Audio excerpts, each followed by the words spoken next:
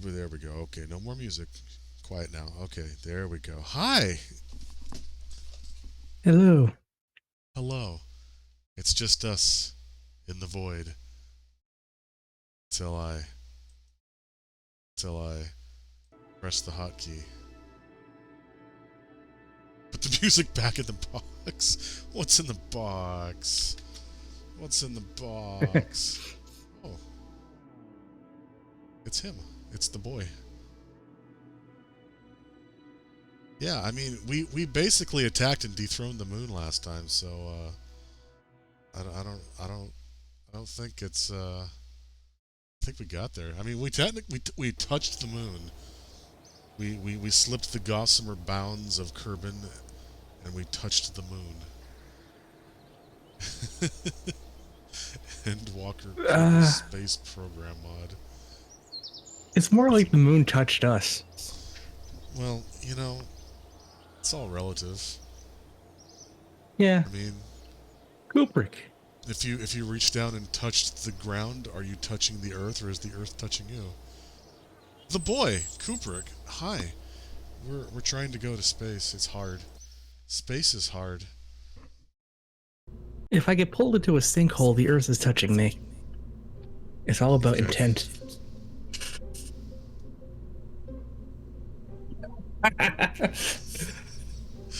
flag loaded. There we go. That's our mission Best flag. flag.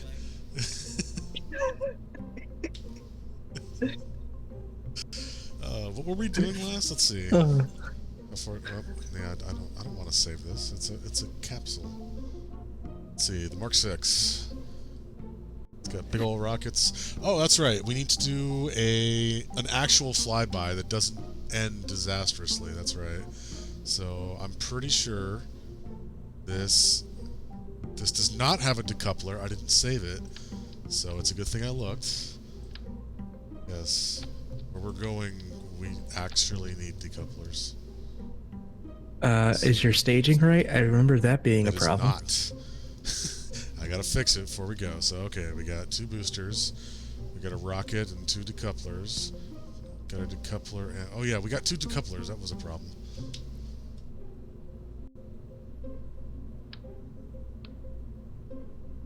Dribbles are so plucky.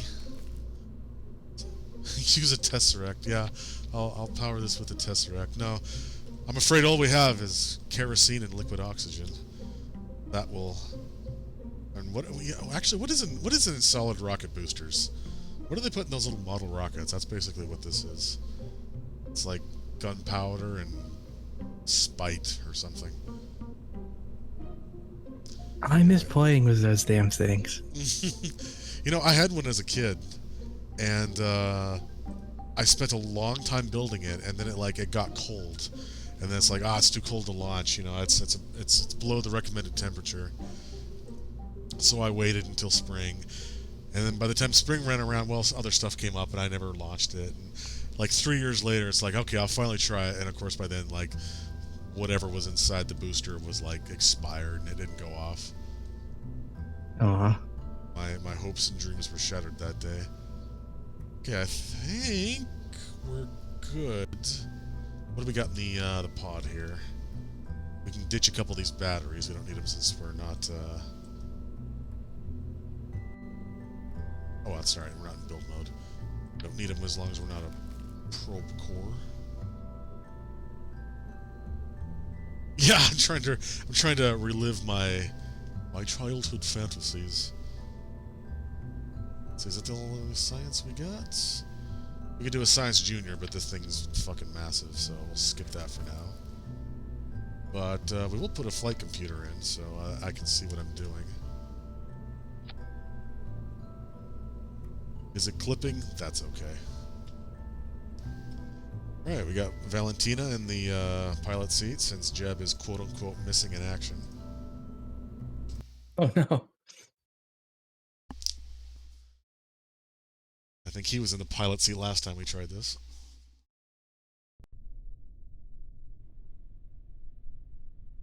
3, 2, and blast off.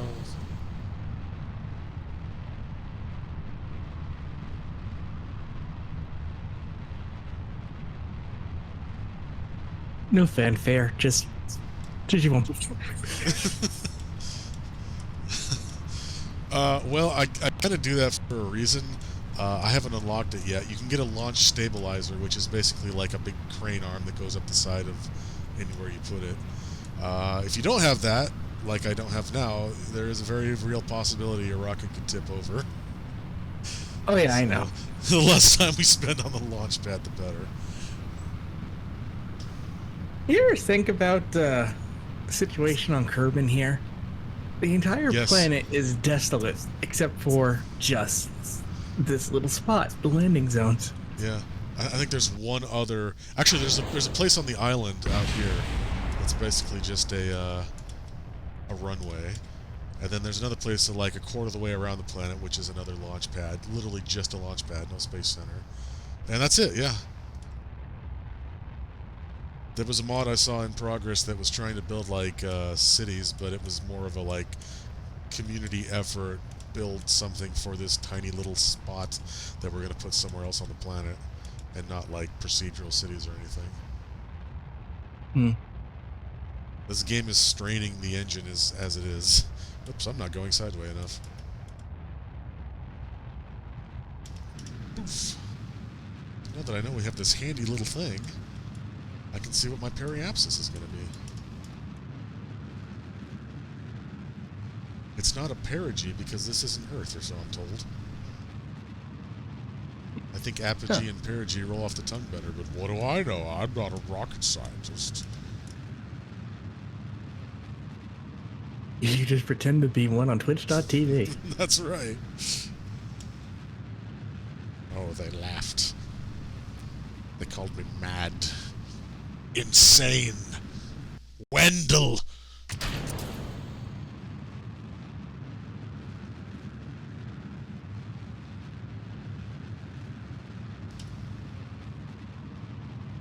For me, it was Tuesday.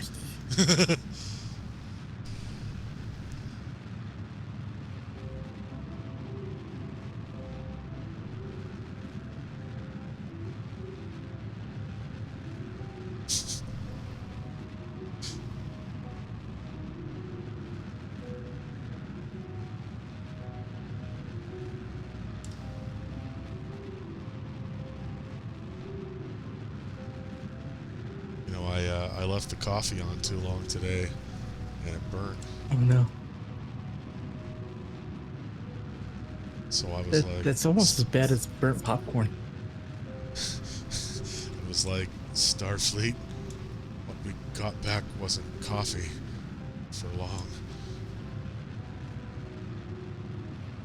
It was a lot funnier in my head. I enjoyed it.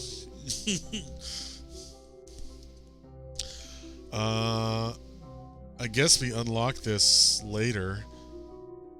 I don't know my time to reach my apogee, but I can just look at the altimeter, I guess. Because you gotta burn there, at the it says apogee. 5 minutes. Wait, where's that? Say what?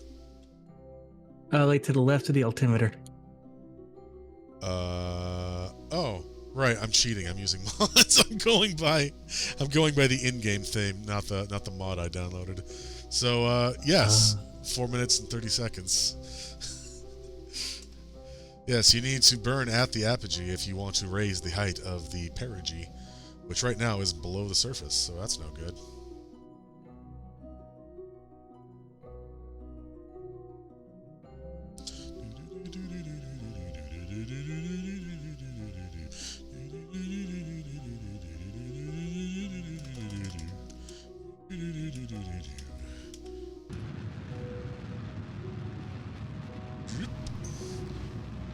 Orbit achieved, and it doesn't need to be too circular. Ta-da! Oh yeah, I can't select target. Okay, well, yeah, we're eyeballing this again. Oh shit, I'm actually, oh, can I do this? Can I do this right now? Ooh, that's... Yeah, let's try. You know what? Let's do this by the seat of our pants. Let's just go.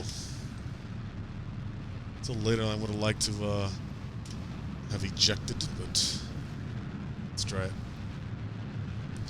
We are, after all, only going for a flyby, attempting to achieve orbit around the moon. We need to be able to plan our flights to do that. This actually might be good. This actually might get me on a free return trajectory, I think. No, that would be behind. Oh, shit, I don't know. I think I might slingshot myself, which might be bad. Also, I'm almost out of fuel. Shh. Yeah. Okay, let's... Oh, no. Oh, that was the wrong button. Oh. I might be in trouble. He may need another Jeb. Well, this is the other Jeb. We are all Jeb. Oh, gotta wait. I don't have an antenna. Doesn't matter. Okay. I'm not a probe core. I can think on my own.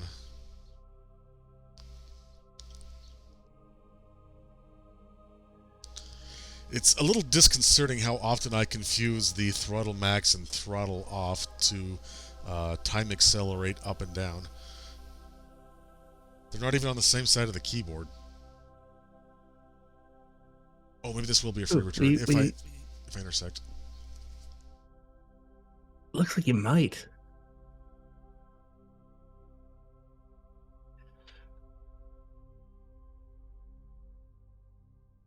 Not quite. Shit, that's gonna slingshot me a bit. But nothing ventured, nothing gained. If only I'd run an antenna, then I could have transmitted the data instead of losing it forever. But I don't have enough power for that. Transmitting data takes an absurd amount of power. And I don't have any batteries except what's on the command pod.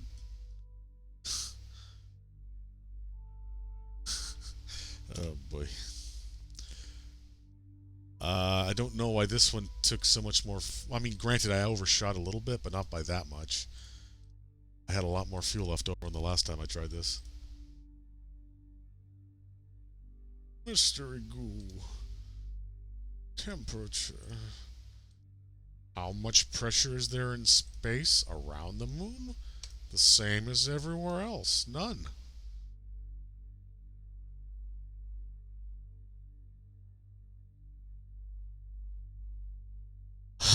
I might have to do a little trick that I don't know if it works anymore.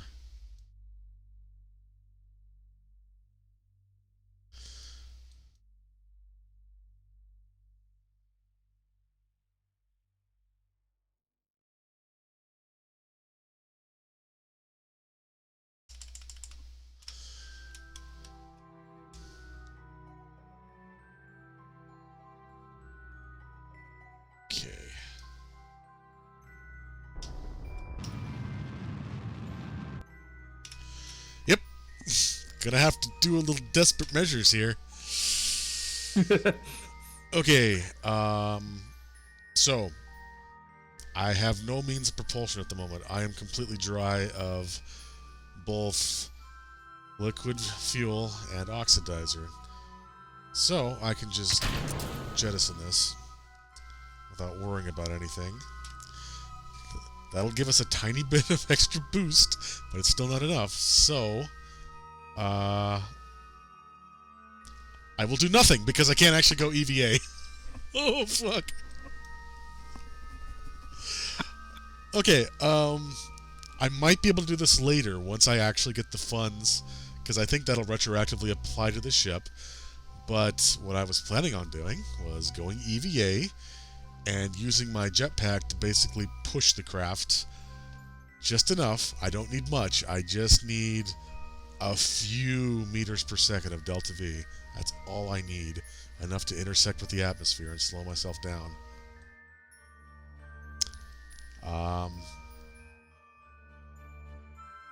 So I'm gonna throw out a potentially stupid question. Yes. What if you got on your closest point to Earth, you just spun yourself like ridiculously and timed the decoupling of the command module. Well, I already did that. That is a possibility, I think.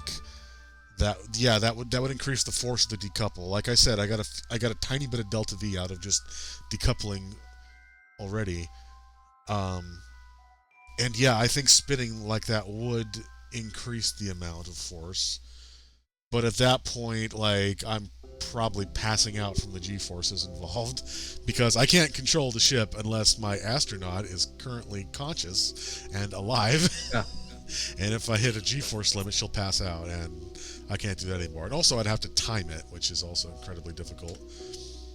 Also, funnily enough, orbital mechanics are weird. They're not entirely intuitive. I would be best off doing that right now, not when I'm close by, because doing it now would mean I would lower my perigee. If I were to do it here at 1.2 1.2 million meters, whatever.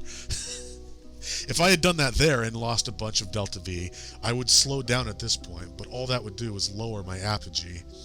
So I'd still be at that same altitude no matter what, unless I lowered it so much that, like, my apogee went down here, but that would take an insane amount of thrust. So it's it's weird like that. I'm barely moving right now. See, 155 meters per second. Down here, it's like probably in the thousands. And if I were to, like, burn prograde to the point where this orbit was circularized, I would also be moving 155 meters per second on the other side at the same altitude, even though I just, went forward a shitload of speed. Or excuse me, I wouldn't be going 155, I would be going faster because it's circularized.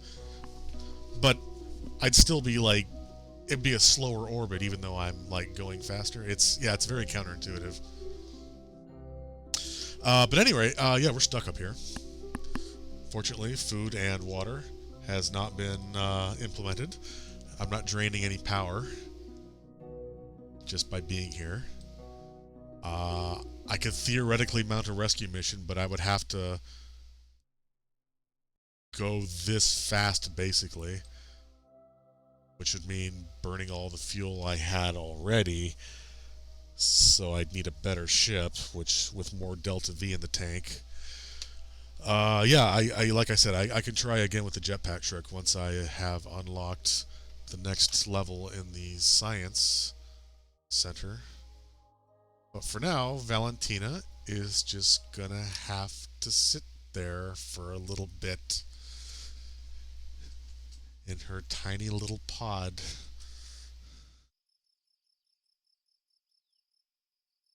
It's nighttime now. It's gonna cost a lot of money to upgrade this, way more than I have. Let's see, what do we have? Explore the moon. Stable orbit. Okay, if I can build a probe that can get into a stable orbit. Surface of the moon. From space around the moon. That'll get us some money. Oh, that's right. I forgot. I messed up last time. I forgot that probe cores can go into hibernation mode. So I drained all my power on the flight there without actually needing it. Oh. So. Oops. I can ditch this and rename this the Mark 6 Auto.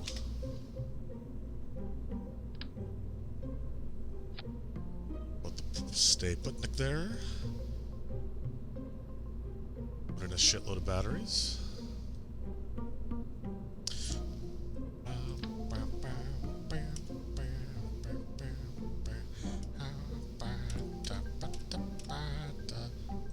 Yes. And an antenna. An antenna. I will need to want. want to keep that retracted because I think that'll increase drag if it's extended, and it might tear off. But this should get us to another flyby. Fulfill a contract. I need a parachute.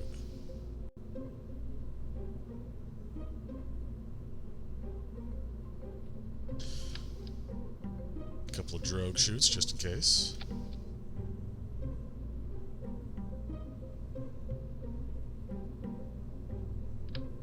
And let's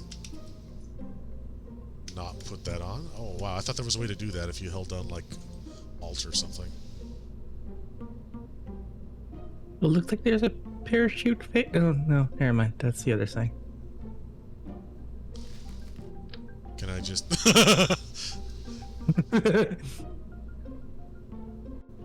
Oh yeah, there's a way to kind of see if you got it centered by putting on radial mirroring, and well, I think that's as close as we're gonna get. Okay. This is stupid. I love it. And we here at Team Retro Fox are all about stupid ideas. Made manifest. It's true. He has a silly hat. It's not quite the cute penguin from earlier. Let's see if I can even get into orbit without this thing like flipping on me. Oh, by the way, oh damn it, I don't have it unlocked yet. So yeah, this thing doesn't have a reaction wheel in it, which means I can't actually rotate it, which might be a problem. And eventually you'll get inline reaction wheels, but I don't have it yet. So we're just gonna have to hope and pray because I'm kind of stuck right now. I need to fulfill contracts, and I don't have the technology to actually do so.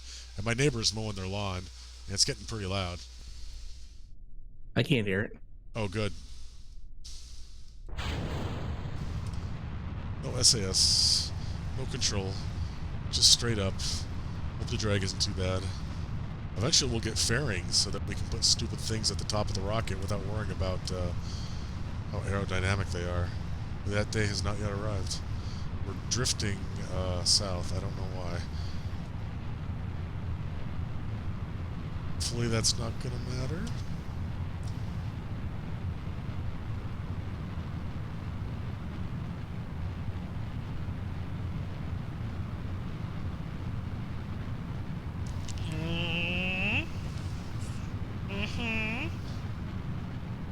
You know, I could just go bigger. I mean, we got the bigger launch pad and construction building, so we're not limited to like 30 parts anymore.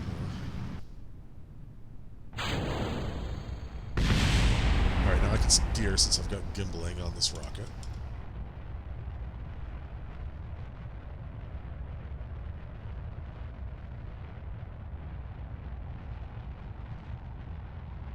I probably should have waited until morning so you could see something.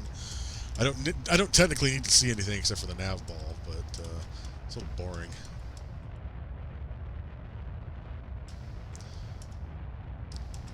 I also have to try and correct my inclination here. Although I guess it doesn't matter too much. I can still fly by the moon. I'm just going to go either above or below it.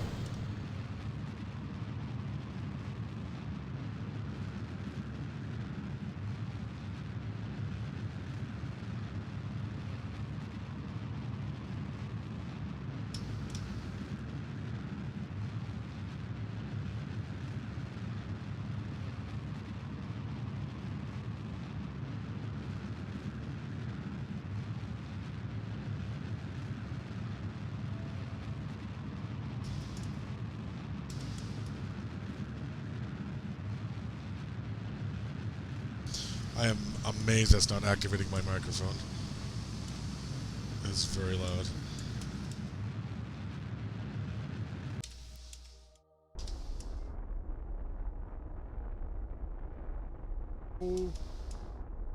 Okay.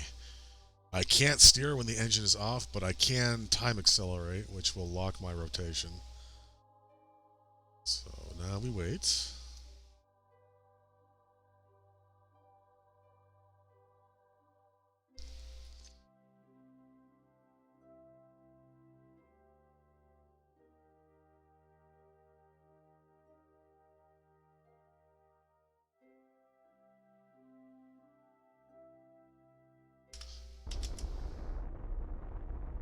Yep. Oh shit, where's prograde? Where's prograde? Lost it, there it is.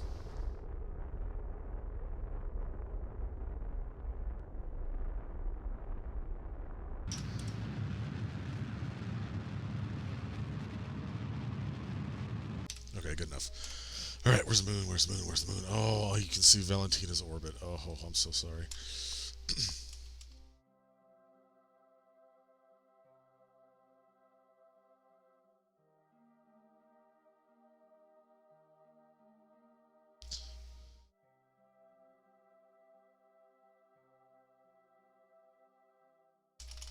Alright.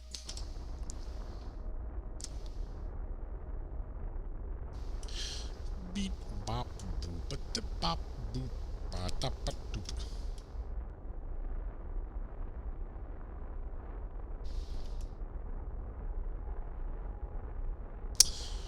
I noticed now that on the parts list here on the staging, it shows how much Delta V you've got in that part.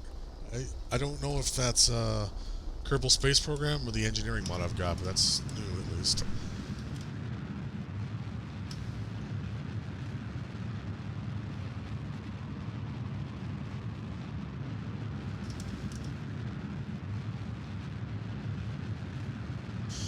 Yeah, I'm gonna need a lot of money to upgrade stuff. Obviously, like I said, I'm gonna need to upgrade the Science Center so I can do EVAs and also actually just, you know, get other than like the first couple of tiers of stuff. I'll also need to upgrade the Tracking Center so I can actually plan maneuvers and get an idea of whether I'm going to intercept the moon or not. Because normally my orbit would end here if I was like intercepting or going inside the gravity well of the moon, and it would show me what my projected orbit would be once I cross that threshold. Almost forgot again. Almost forgot. Okay. Extend antenna and hibernate. Whew, that was close.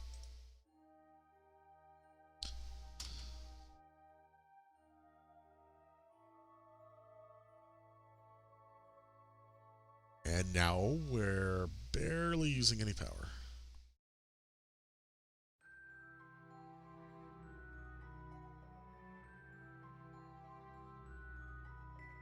Oh shit, I did not expect to hit it that soon. Okay. That's fine. You know what? Let's do a little maneuvering.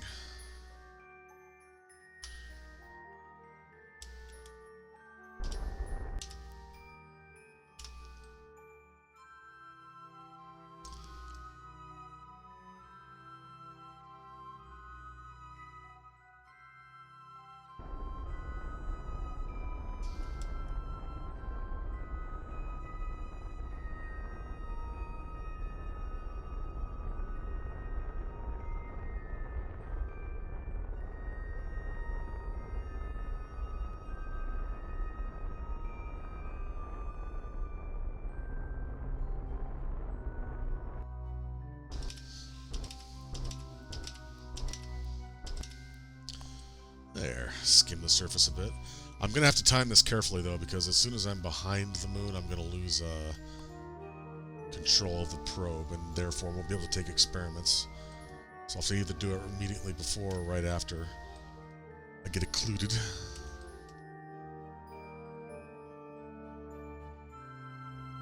Let's also go back to hibernation again until we do so.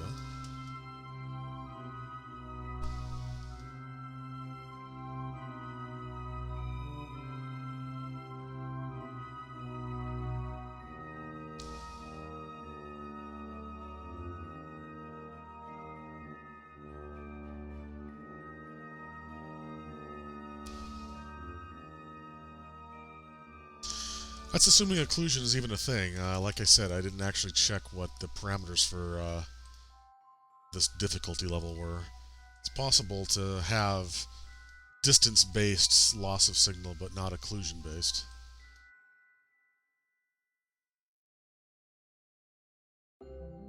Alright, this is what, the 4th attempt now to get some mystery goo from the moon?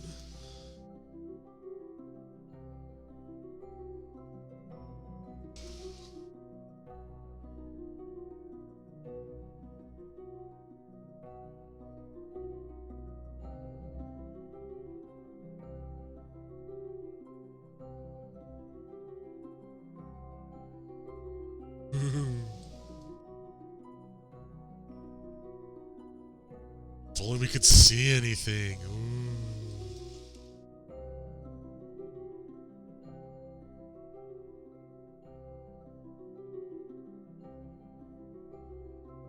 Wow. I could, of course, gotten a lot closer. I think 10 kilometers is about at the point where, like, you might hit a mountain. But anything above that, it's pretty much fair game.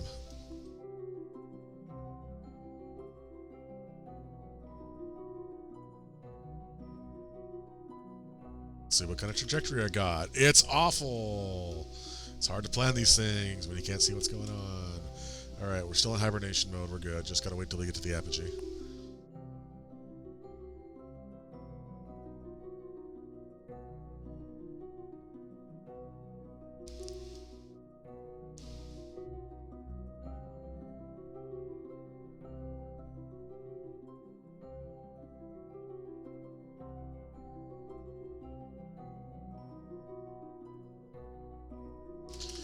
We're pretty much nearing the limit of our antenna right now. Let's see. Yeah. There are, of course, more powerful antennas. And, as I said before, we'll eventually be able to create a relay network of communication satellites that'll let us extend our reach even further.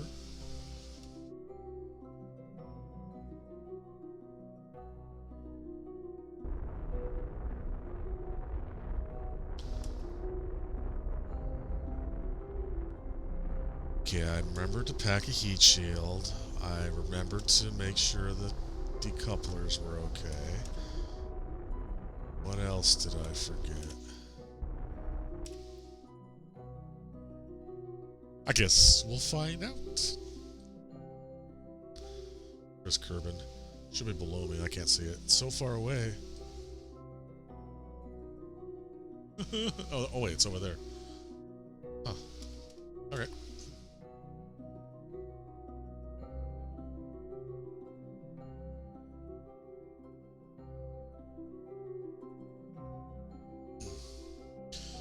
So I don't think I've really... Oops, almost forgot to go into hibernation again. That's what I almost forgot. I don't know if I've mentioned it before, but Delta V is our unit of how much the ship is able to change course. It's short for delta vector, as in change of position. And it's measured in meters per second, as in, like, I've got 734 right here. I'm currently going 180 relative to Kerbal. If I were to use all of that, I would be like in the 800-900 range in terms of speed at meters per second. And this can vary by a lot of factors. It's obviously most important in space when we don't have to worry about, you know, atmosphere blocking us or gravity working against us. So in space here, lighter is better. All things considered, if you've got the same fuel tank and the same engine, but a different payload, the lighter payload is going to have a larger amount of delta V because it takes more power to move a higher mass.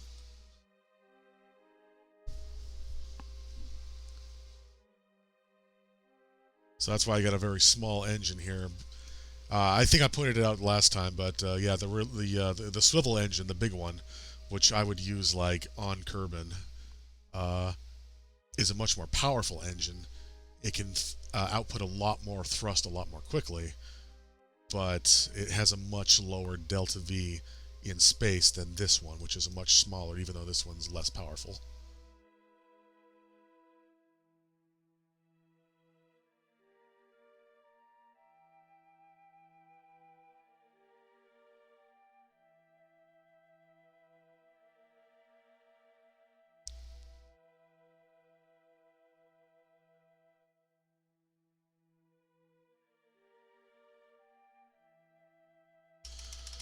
Alright, time to ditch this.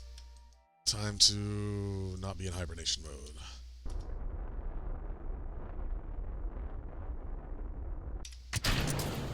Whee! I now have no control. I'll have to rely on the heat shield. Oh, I hope the... Oh, better close the antenna. Better close the antenna. Retract.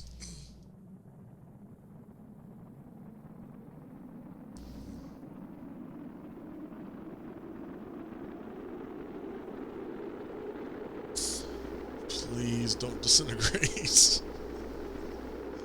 I should have lined up before I ditched the rocket. Oh no.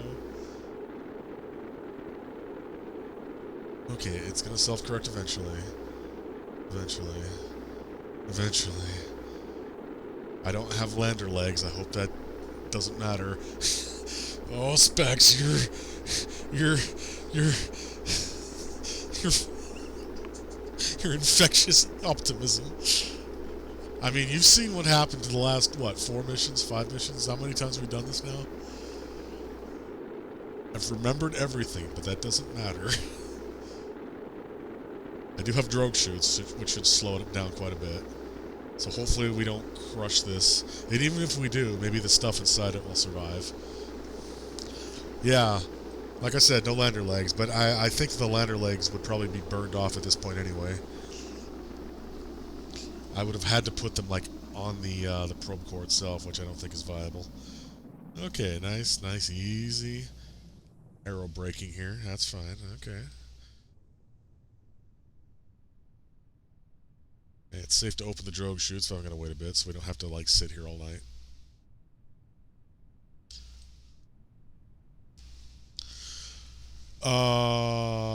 We're going to land on a mountain range. Hopefully we don't tumble down to our doom. Because that has happened before.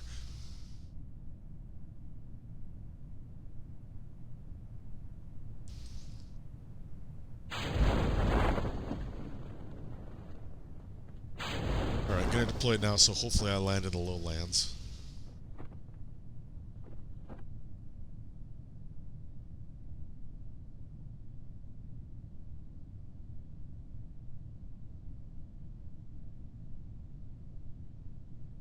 Yeah, when coming back from the moon or from, well, anywhere else other than direct low orbit, I guess, it's kind of hard to determine where you're going to land. It's possible. There are mods that will, like, take into account where you'll be in the future based on your current orbit and, you know, how the wind will affect you and give an estimate of where you're going to land, but that's not possible in the base game. Now we sit here as it slowly descends.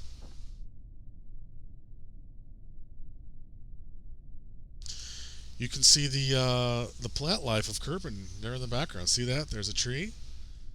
And there's a tree. Oh, there's a tree. There's a tree over there. Oh, there's one real close right there. Yeah, one over here, one way in the distance, another one way in the distance. Yes, this place is just teeming with life. Yes, that is a very good reason to get off this forsaken lump of a planet. Not that there's anywhere else better in the solar system. Lathe comes close, but I don't think there's any plant life on Lathe. I don't think there's even any grass. There's only oxygen and oceans. My god, we made it. We did it.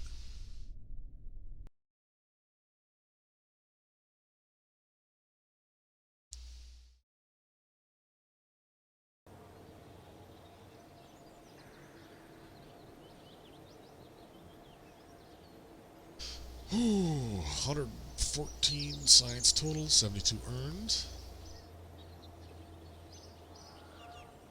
Got over 200,000 Kerbal bucks now. No crew. Doesn't matter that we saved the probe core. But hey, what can we spend it on? Oh boy. Flight control. Oh, that inline reaction wheel. And apparently another Soviet-era module. Which, oh, can fit 2 Kerbals. Or 2 astronauts, whatever. That's nice. General construction. Some bigger decouplers. Some adapters to different sizes. Oh, hey. Oh, you can just put a flag on. That's neat. It's showing the old flag, though. That's not cool. There's the stability enhancer I was talking about earlier. Let's see. Oh, we could even afford one of these. Oh, hey, cargo storage. Repair kits? Oh, this is all new. This will let you put in, like, passengers. Or just, like, extra Kerbals, if you wanted to. Ladders, always nice. Ooh, an experiment control station. There is a secret a couple of miles away from the Space Center where we might be able to set this up. Miniaturization. Oh, what is this? Oh, an EVA experiments kit. Hey, that's new. Probobodyne has meticulously curated and assembled this case full of various devices useful for science experiments. Despite observations to the contrary, we feel that the inability of our astronauts to find a good use for the collapsible top hat magic wand is more to do with the lack of creativity rather than a case of them being left over from prior use. Wow. What would happen if you left some mystery goose sitting in the weird radiation and or atmosphere of some faraway planet? Is a thought that has occurred to nearly every Kerbal. And now you can find out thanks to the intrepid engineers at Fluid. Note, please allow trained scientists to deploy for best results. Also note, please do not return to Kerbin ever. Needs a deployed power unit and central station to operate. Power. Oh, power. Here we go. Photovoltaic panels, which are turned away from the camera for some reason. That's something they never fixed. It's blue on the other side, I promise you. These just slap onto the side of the ship. They don't deploy or anything. Oh, there's the next level of probe core. It's the next step in unmanned control technology. This small unit can not only receive and relay control, it also provides automatic stabilization assistance, just as a live pilot would. Also, its 8-sided stylistic design features a lot of flat surfaces for attaching equipment. Indeed it does. And with this... Yes, you know what? I'm going to get this, because with this, we can enter a stable orbit around the moon and keep it there. Oh, well, Specs, you were right. Yeah, I'm sorry for doubting you. Yes, now we can make a Mark 7 that can maintain an orbit around the moon and transmit data back and fulfill contracts from anything that requires data from around the moon. I don't think we can make a relay satellite yet. I think we need a next level of communications technology. But we're getting there. So let's ditch this. This elsewhere. Add a Probodobodyne. Prodobodyne.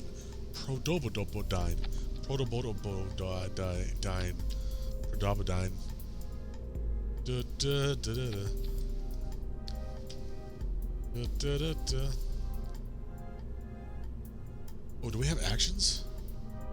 Yes, we do. Yes, we do. Okay. All right. So, I've been, like fumbling around trying to like find stuff to click on. Now I can set all this stuff up to an action group. So, let's set the antenna to lights. Extend. Yes. And then we'll set I can set like numbers on the keypad, but I like to do so. Stage is obviously just like pressing space to enhance or advance the stage of the rocket. Gear is like landing gear. Lights are lights, obviously. RCS toggles the RCS jets if we had any. SAS I've been using already. Brakes are for like wheels, and then a board is like if you have if you have like one of those escape rockets on the top of your command module, you can set that and like the highest decoupler to like abort and like get the command pod to safety.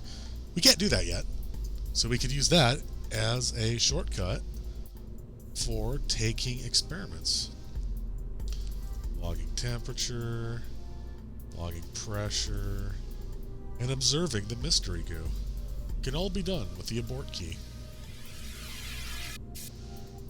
Yes, you can indeed accidentally nuke your base. It's considered good practice. I said you should go straight up until you get out of dense atmosphere, but realistically, it's good practice to angle your ship like just a couple of degrees eastward. So that if something does happen, or just, when you jettison your boosters, they don't fall onto the Space Center and will hopefully fall into the ocean. But yes, disasters can totally fuck your base up, in which case you'll need paid money to rebuild it. But yeah, I got plenty of batteries. Everything's set to lights and abort. That's good. And now we need a couple of photovoltaic panels, so this thing doesn't die on us. Are they electric? There we go. Hi. I had to be tech support for a bit there. I'm sorry. Hey, no problem. I know what that's like. So these are generally sturdy enough; they're not going to fall off or anything. The bigger ones will eventually get larger ones that can unfold. Those do need to be, stowed away during launch, or else, bad things will happen. So yeah, we're going to Jay. We're going to go to the moon again. We're going to enter a stable orbit. We're going to stay there. Because we got solar panels now. It's good. Yeah. Great. We just unlocked this? Yes. And we no longer need drogue chutes because we are never coming home. Alright, let me double check. Is there anything else we need? Ooh, we got lights now. Ooh. I'm tempted, but we don't really have anywhere to put them that would like light up anything.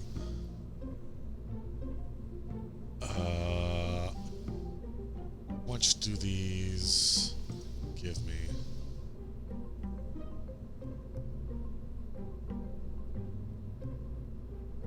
.3 per second, so 1.3 or so. And these lights,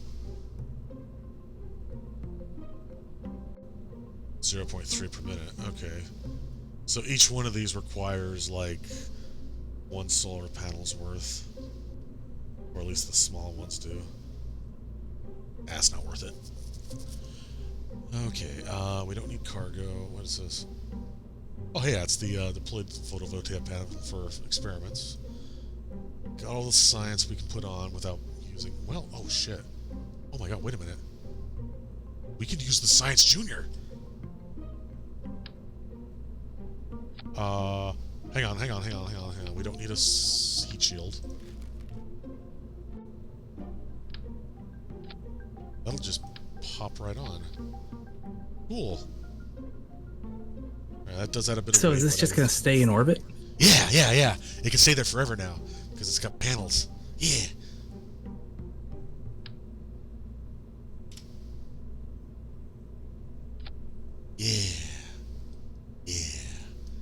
Yeah. Okay, alright, so got a Science Junior. We could do a high... This could act as a relay. Oh, shit. Yeah, shit, let's do that. Yeah, fuck this thing.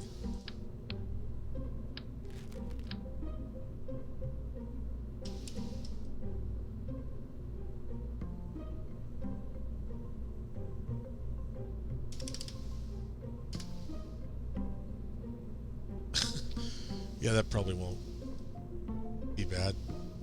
Alright, now I need to reset the action group on that. So, lights. Extend antenna. Okay. Call this the Mark 7 Auto. Try to. There we go. Yes. Yes.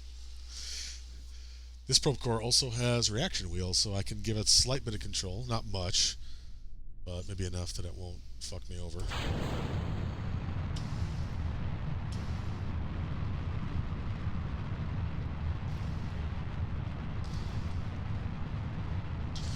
Nope. It is not giving me enough, and that antenna is pushing me eastwards. But that's okay as long as I don't go too far. That's the direction I want to go anyway, so... Also going a little bit south, but I can correct. Is it really just drag on that little antenna piece? Yep. Amazing.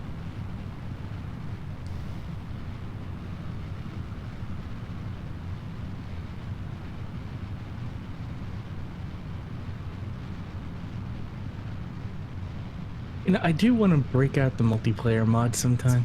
Oh yeah. I didn't really take a good look at look at that. What the hell? Oh no, what's happening? Oh fuck. Uh-oh. Uh-oh. Okay. Right, there we go. There we go. There we go. There we go. There we go. Yeah. Okay. SAS engage for what little good it'll do. Need more height though.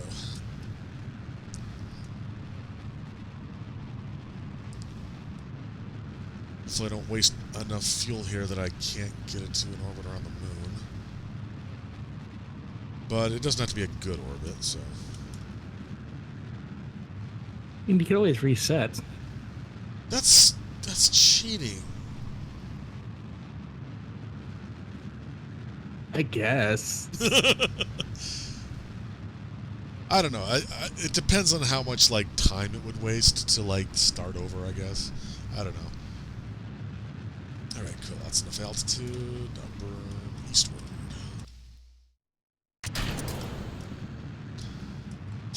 Scared me for a second. Would it stop?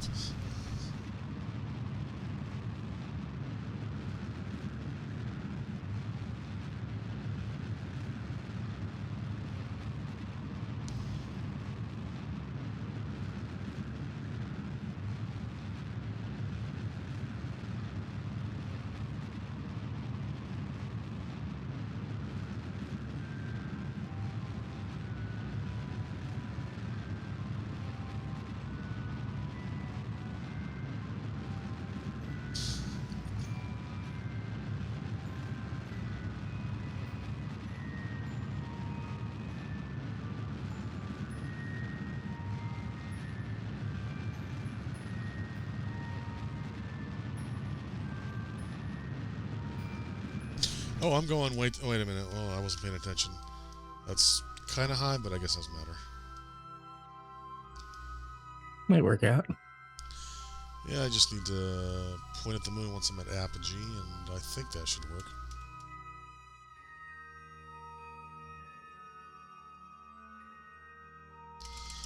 Oh yeah, almost forgot. Antenna activated. There we go. And I don't need to hit the abort button yet because we're not in place for that.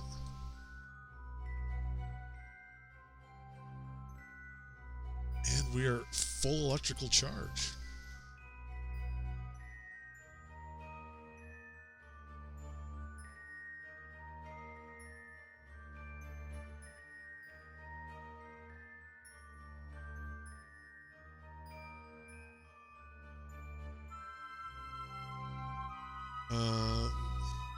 Doing this kind of a stupid way, but let's see.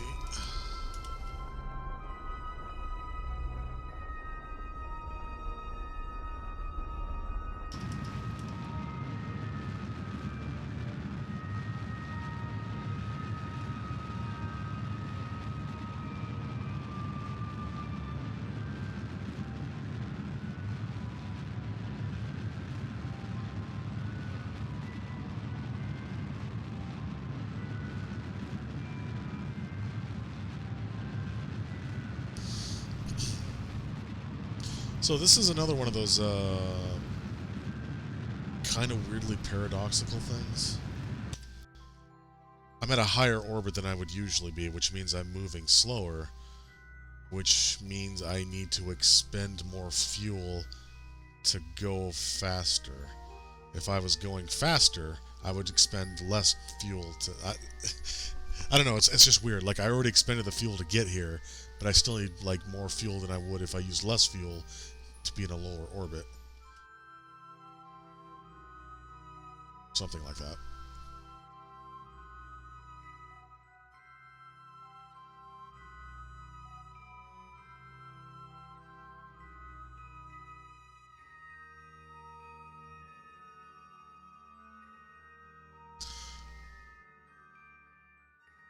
This works.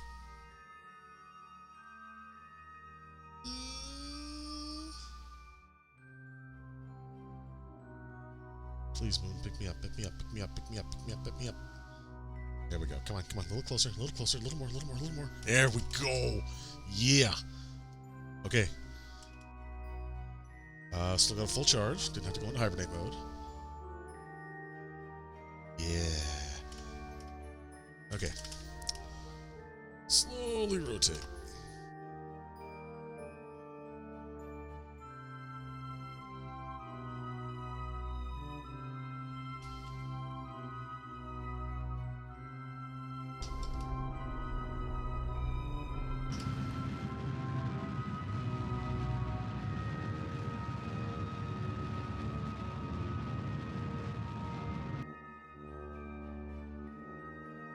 Huh.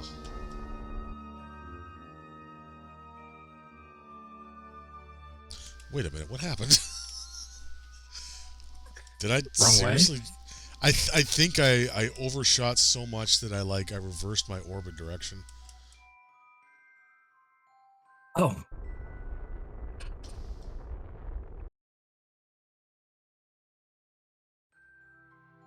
Nope, that's definitely where I'm going. Okay, so I need to thrust...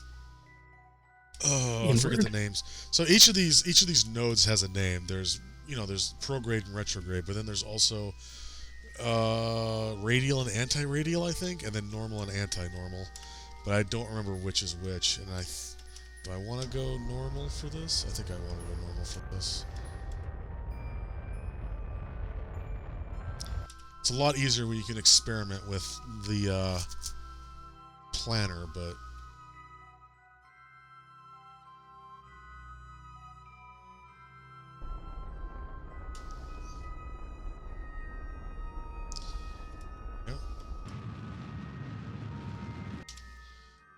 Doesn't have to be a good orbit, just has to be an orbit.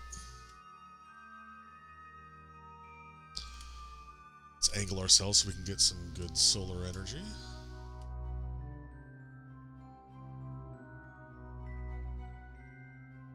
Regardless of where we are in orbit.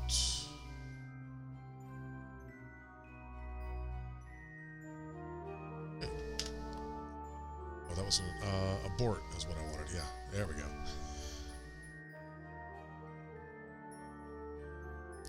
Now we transmit it all.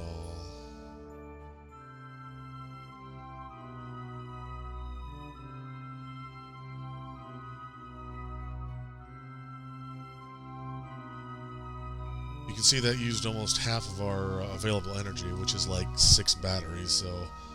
Yeah, transmitting takes a lot of power. And we didn't actually get much science out of that, but we needed that for a contract. Yay! Yeah. Mission Control is still debating the best way to get you back home. You packed a toothbrush, right?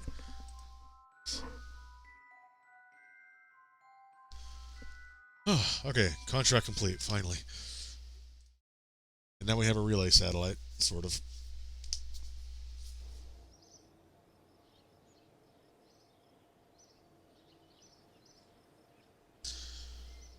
Early morning on Kerbal.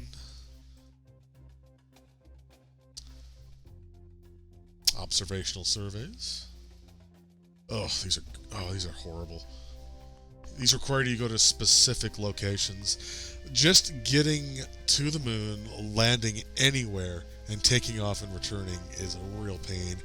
Doing 3 of those is a lot of work for not enough money.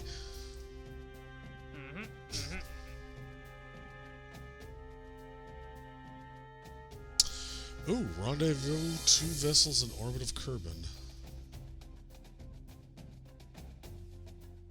That is something I want to do, but I don't think I have docking ports researched yet. But you just need to get them close by, which might be good. Alright, this is going to be our next goal. Send a probe to land on the moon.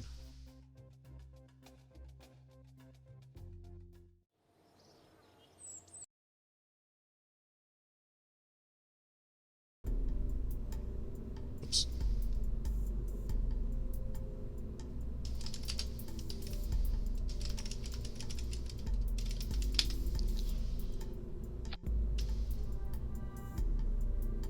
Yes. Oh, my little friend. Soon. Change my flag. Change my flag.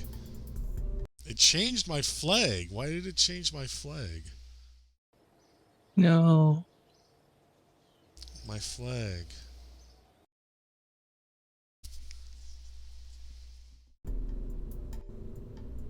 My flag!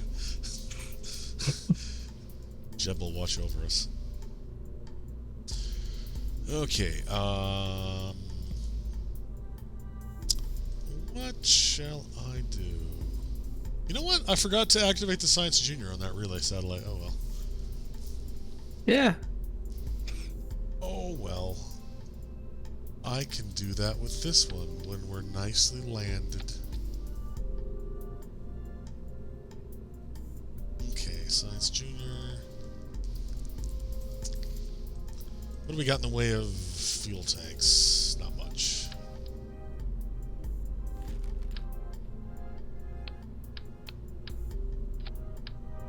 Oh, that's a big boy. 72, 45, 90, 99, 180.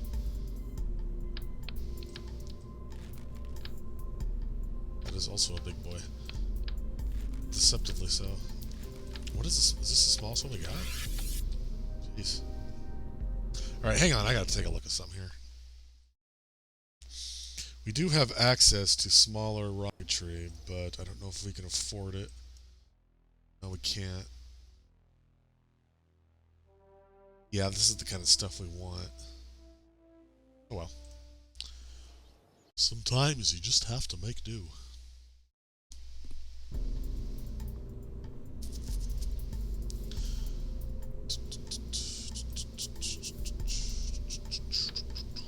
Ooh, actually, thuds. How much is this thrust? 14 points. Oh, vacuum. 60 kilonewtons.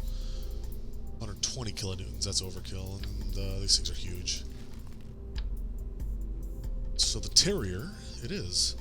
I swear they changed the name of this. It used to be called the Poodle. Huh, whatever. Let's see. Ground.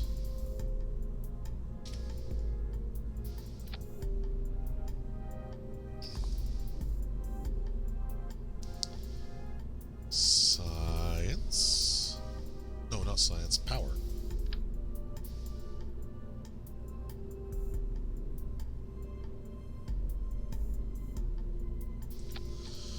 That's gonna be a bitch to launch. Oh well. I'll be right. Alright. We don't have access to the bigger inline battery.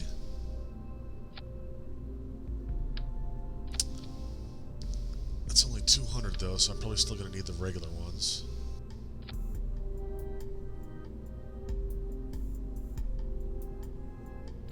I'm going to use a standard Communitron 16 because I'm hoping to use our relay satellite,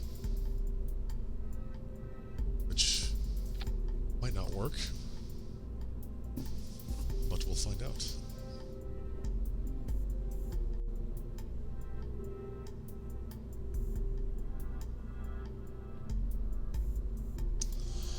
Okay, we got power generation. We don't have any experiments, so we'll need to do some so we can report back. Oh yeah, we got the Science Junior, but I want to also do surveys of the surface of the moon. I just put it right over the top of the antenna, didn't it? Okay, let's put it over here. Balance that out.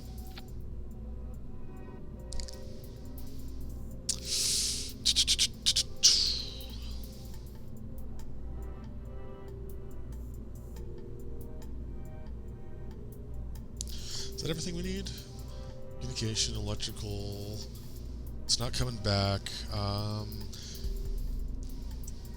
Radiators are mostly used for resource mining that I've seen, and I guess they will also dissipate heat during re-entry. I think probe cores generate a little bit of heat, but I don't think it's enough that we're going to need radiators.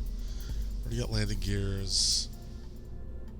I guess I might as well put a note. Yeah, you know what? That's perfect. That's stupid. It works. I love it. that'll help. Okay, start retracted. Payload. We got everything we need already right here. Shit, actually, I could put most of this inside a cargo bay. It's like, you know what? I think I'm gonna do that. Yeah. Let us reroute.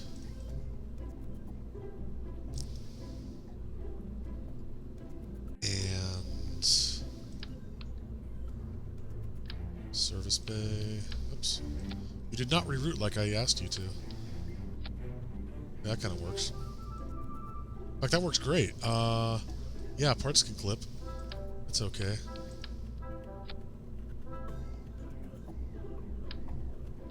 There. Should I re-add the solar panels? They don't have to be tilted. Cool. There. There's our very top heavy lander. I don't really have any choices. I would like to put like fuel tanks around the outside, but that's technology we can only get later. This only has 287 meters per second. Oh, that is tight. That is very tight.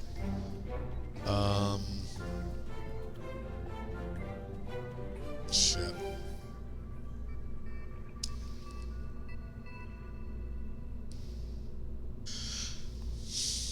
Okay, here's what I'm gonna do. I'm gonna have every other part of the ship help the lander get close to the ground, and then I'm gonna ditch everything at the last second, and then land with what little bit of Delta V I have left. Oh, also, I just realized I think this is basing the Delta V on, like, terrestrial numbers. Like, as in, it's in the atmosphere. This thing is shit in the atmosphere. If I actually look at Kerbal Engineer, it tells me I have almost 1,200 meters per second, which is probably more than enough. So, yeah, I mean, you know, the moon's in a vacuum. It's fine. It's fine. It's fine. It's fine. Nothing's gonna happen. Nothing's gonna happen. Can we change the color of this? Ooh, we can. Sort of. Bear? Rust mount? Shroud? Whatever. Oh, that's because, that was the wrong thing. There we go. Oh, actually, ooh. Yeah, we can change the look of the rockets. Oh! Ooh! Oh, I like that. That's cool. I don't think it matters. That's cool. Yeah. Alright. Now, for our launch and transit vehicle.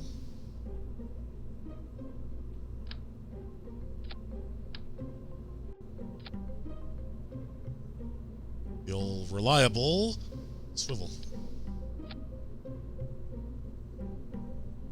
Okay, yeah, now you see I get a lot higher Delta V on this part because it's designed to work in atmosphere. So that brings us up to 3439 meters per second. Not good enough. Last ship had about 6,000. Um, yeah, I'd like to keep... Well... You know, let me try something here. Let's use a larger fuel tank and then another Terrier.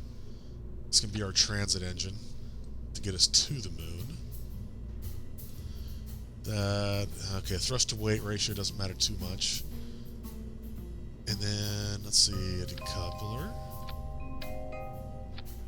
Then our launch vehicle, which isn't showing up for some reason.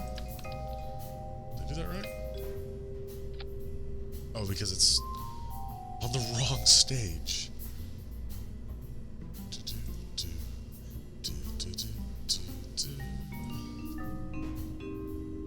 There we go.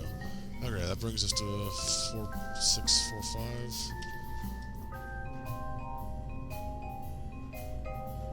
Okay. Get some radial decouplers here. Let's try for 4.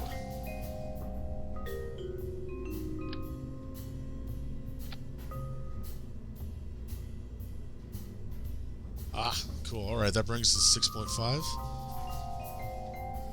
kilometers per second. Okay, so that, and then that, and then this. I want this to go at the same time. Oops. Cool. That should be enough to get to the moon and land there. Just need to add some nose cones. And let's see, that's a pretty high thrust to weight ratio, so let's turn it down a bit to give ourselves some more thrust time.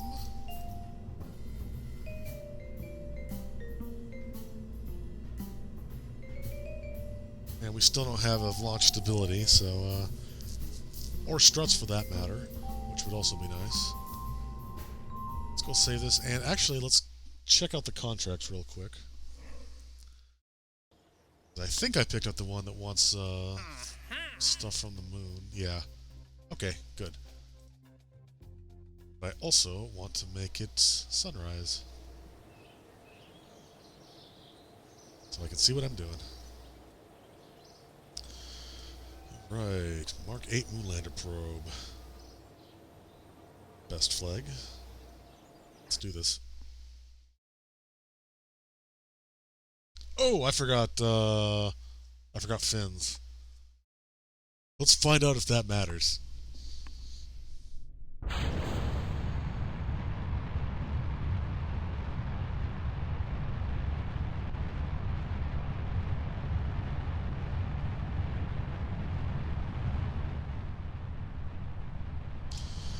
Well, I'm turning a bit.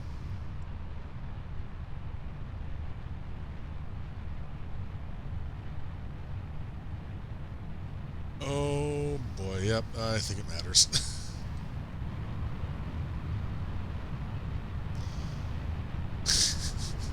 Hey, remember what I said about not being able to shut off solid rocket boosters?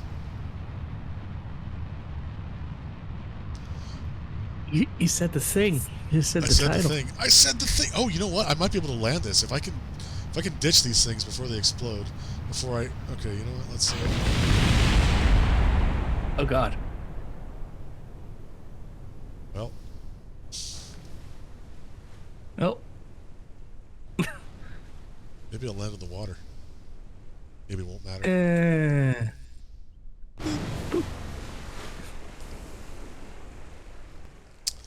So, fins. Back to assembly. Back to the drawing board. Fins. Still got basic shit here. There we go. Should be enough. I hope. I still don't have any command and control, do I? Nope. Okay, so save that. Try again.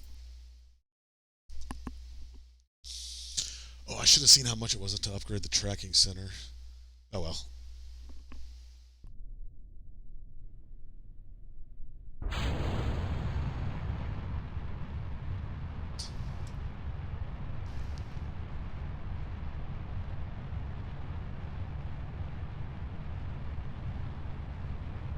can see my little shadow.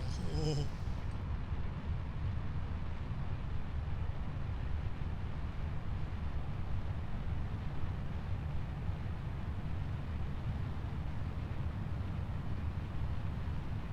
You know, the earliest rocket prototypes had the rocket on top.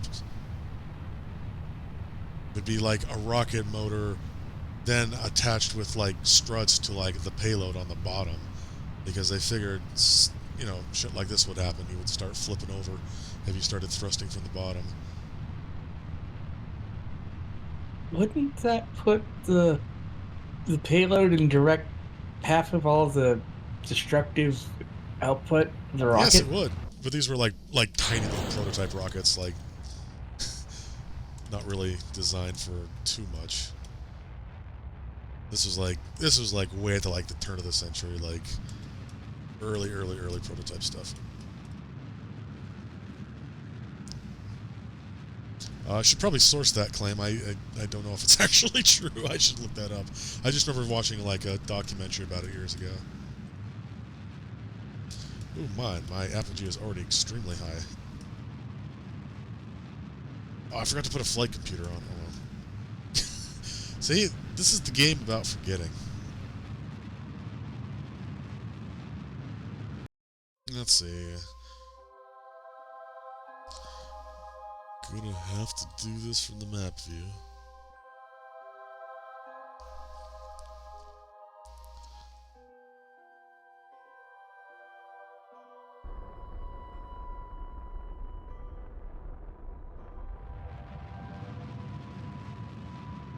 Actually, I want to go this way.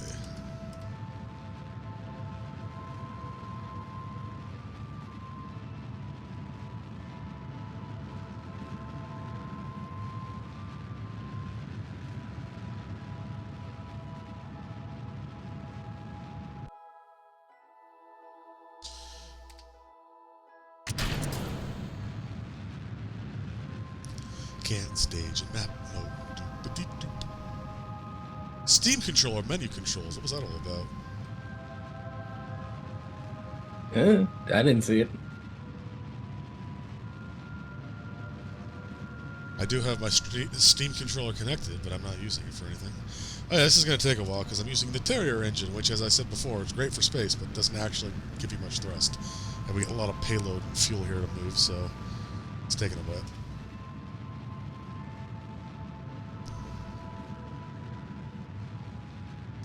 Circularizing orbits, circularizing orbits.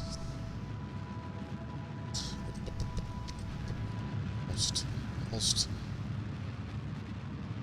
My projected trajectory is going from crash to orbit.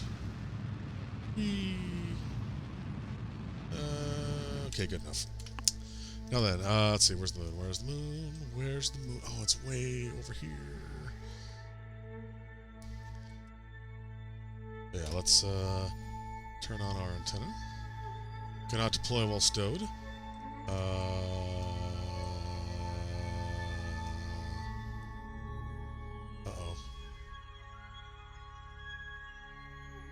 Oh, there it is. Okay, good.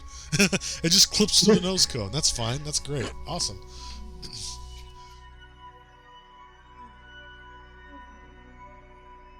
That is dandy.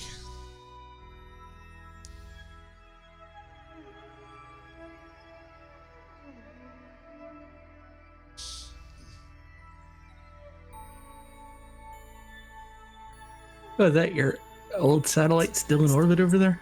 Yep. And it should act as a relay once I get far enough away from Kerbal.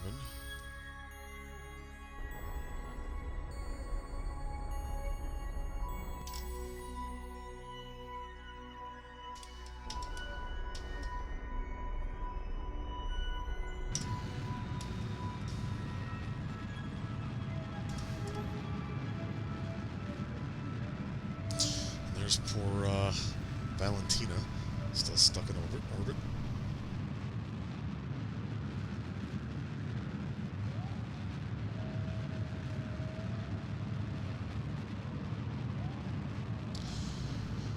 So eventually we'll get the ability to scan for asteroids. And they can be used for a variety of purposes. For instance, they have resources on them. I mentioned earlier that there is resource mining, and indeed, on every, I think, every planet and asteroid and moon, there is a resource. I forget what it's called. It's not Kethane. Kethane was a mod that was made before this became official. But yeah, you can basically scan the surface of a planet for concentrations of it, dig it up with mining drills, and process it into oxidizer and liquid fuel, and maybe whatever ion drives run off of, xenon or something. I don't remember. Argon, xenon, something like that.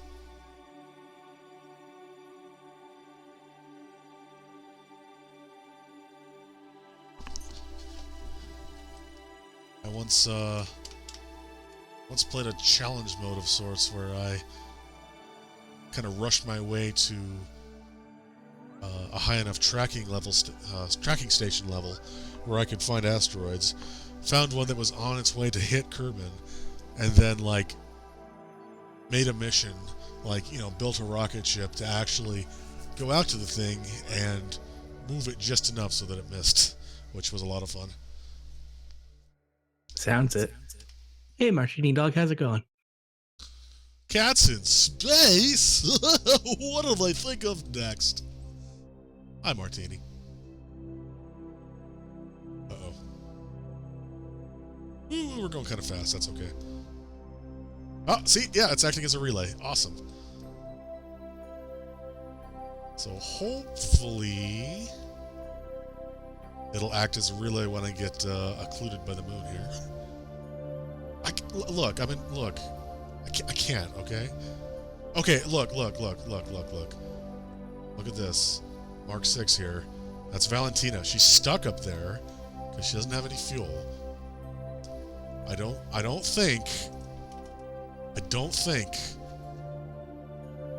like we can mount a rescue mission.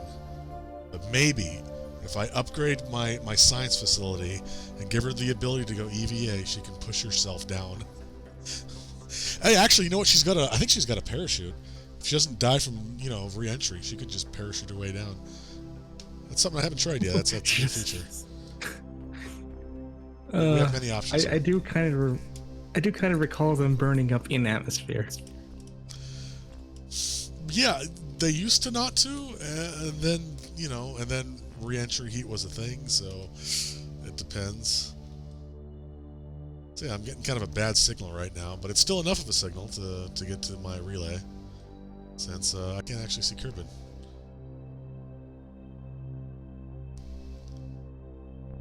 These shitty little Communitron 16s that poke through the nose cone are not very good. Oh, am I at the apogee yet? Or perigee yet? Not quite. Come on. There we go.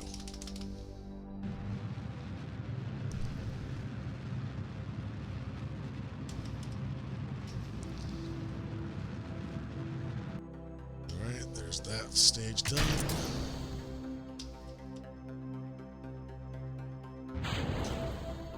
There we go.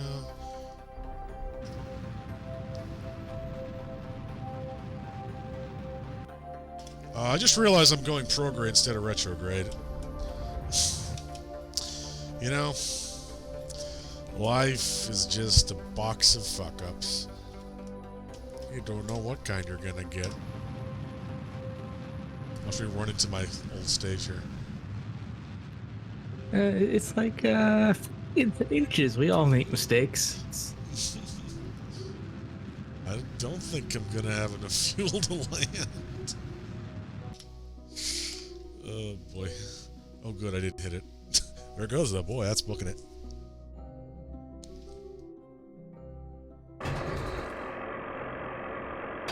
Well, who's ready for another collision? I know I am.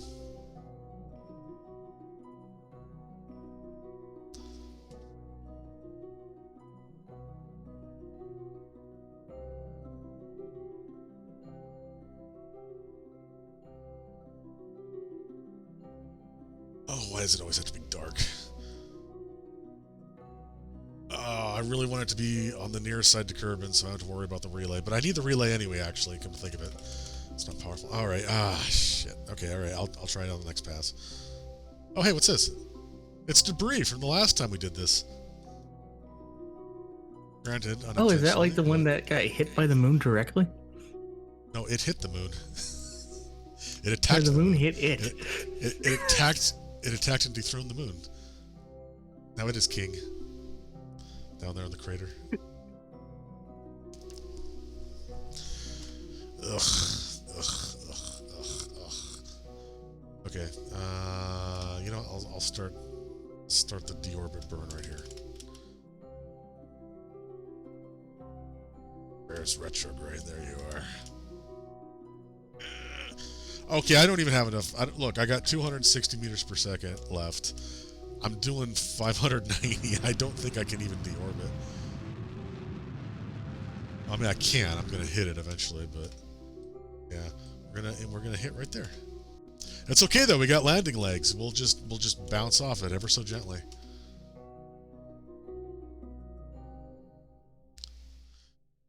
Sun on. I can't turn it off. It just keeps going and going. You could always ask the U.S. Forestry Service, as a congressman just recently did. Oh, is that what happens? Is that what the I heard talk about, like, oh, we can just like change the orbit of the moon or something? Is that what that was all about?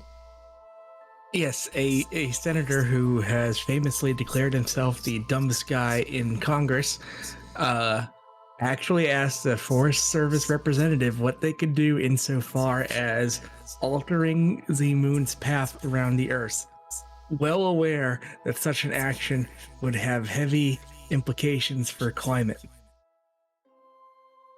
Oh, I thought it was a joke. Or is it? Is he joking? Like, what's happening?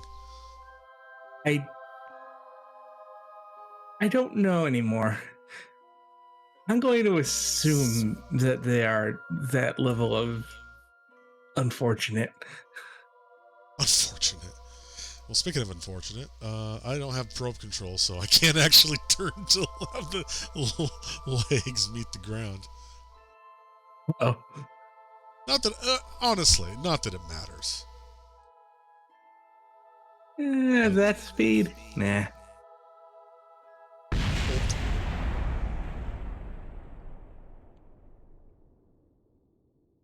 What's the target change button? Oh, nothing. I didn't even get any debris out of that one. That's just gone. Well. Need just a little more fuel. Because I don't have any fuel. That's why it was underwhelming. Well. That's another couple tens of thousands of Kerbal bucks gone.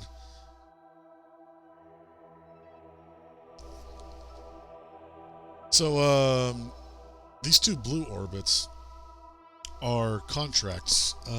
You'll sometimes get contracts that state that we want you to put in an orbit, put into orbit a satellite with very specific requirements as far as payload goes, and also it needs to be in this orbit with like a 1 or 2% of deviation. So it has to be going in that direction with this amount of inclination at that height on the perigee and apogee from Kerbin. I don't think I have the technology to do that, or at least it's going to cost more than it's worth. Oh yeah, can I upgrade this? I can. Yes. Patched conics visible in map. Oh! Else. Oh! Oh! Oh! Okay, I only need the Science Center upgrade to collect samples. I can make them go EVA right now. I forgot that, like, there were so many different things you have to upgrade to make anything work.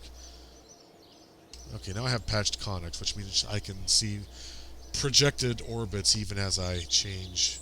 Oh, I need this for flight planning. There's so many things I need. Okay. Science data from the surface of the moon. Science data. Surface of the moon. Science data from the surface of the moon. Science data. Surface of the moon. It's not even that much money.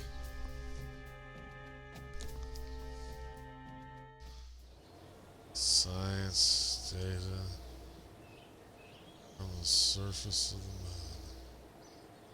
I really want flight planning.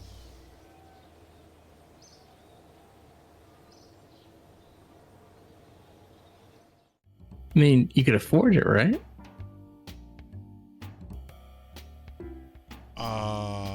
Yeah.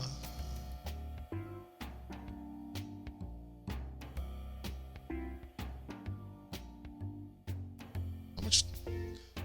This bar is useless. Will this take me into the negatives? Like, okay, that's 25, so what's this? Like 12 and a half? No.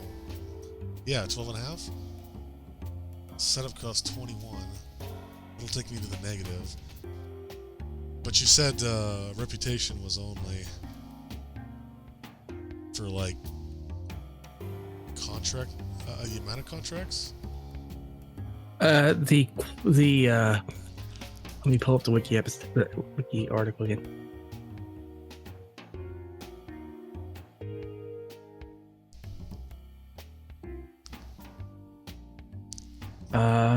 It determines the player's success rate at contracts can be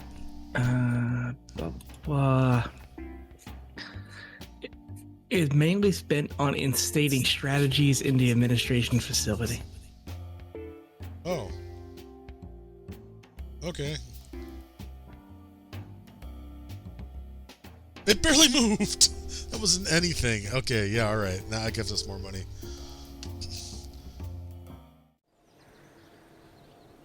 Okay, Mark 8 was garbage. Mark 8, you lied to me. You told me you had, like, well, you did have 1,000, but I needed more than that. Okay. Total, I think I need, like, 8,000, really. Well, it's 8,000 to, like, get to the moon and get back. Also, hang on, I got a message from a friend here.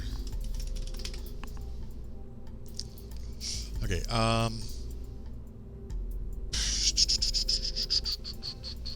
Ooh. One thing I could do.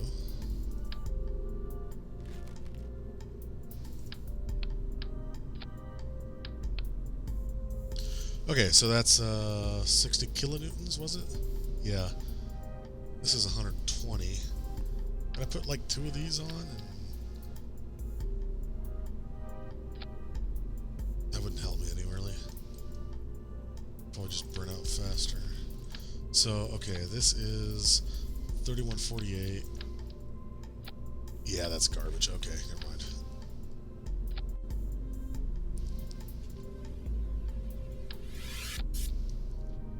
I think my real problem is I can't control this damn thing when it's got a bunch of boosters strapped to it. I don't really have any options for that. I don't have access even to RCS. I don't have access to inline reaction wheels. Am I just really bad at the game all of a sudden? I used to be awesome at this.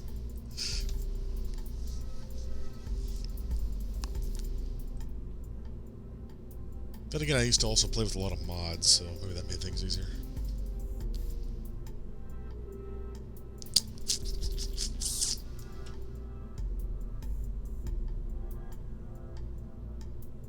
Okay, well, 2.05. I still got a lot of leftover thrust to weight ratio I can use, so let's try making that 3 fuel tanks. That's 1.69. Nice. Brings me up to 5,000. Let's see.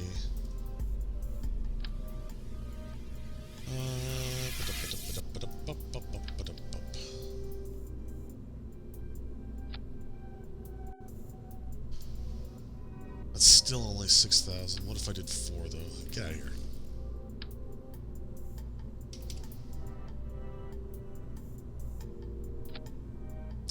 It's only 6.8. Yeah, it's diminishing returns after a while. Ooh, you know what, though? Oh, I just got a crazy idea. I shouldn't have gotten rid of those couplers.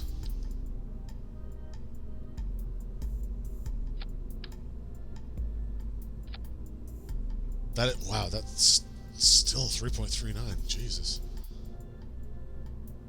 That's good, because I've got a goofy idea. I'm going to stage solid rocket boosters.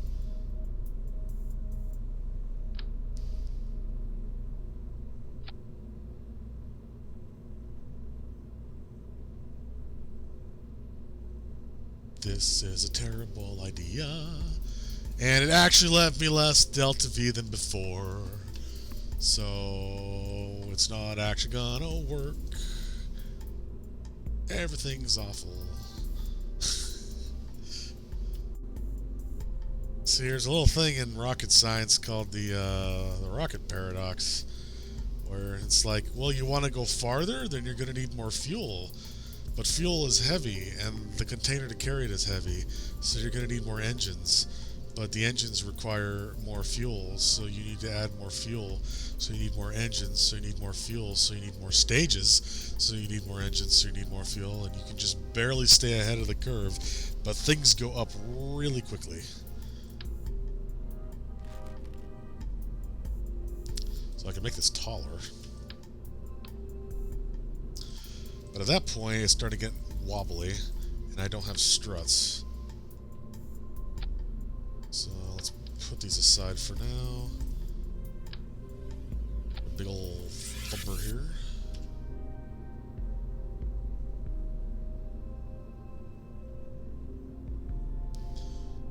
And get some aerodynamics. And for all I know, I'm kind of like doing this wrong anyway. Like, I could be just massively overcomplicating this, and I could get by with a much, much smaller rocket. But smaller is harder.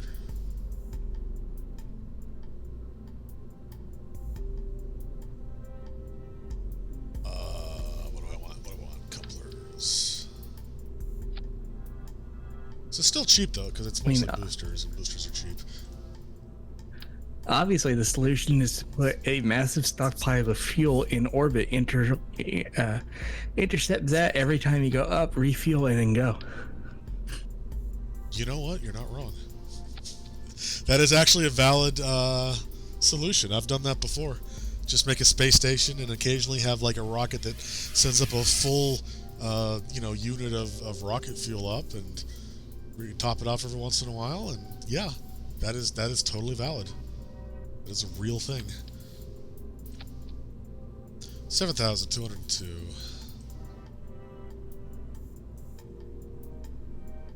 This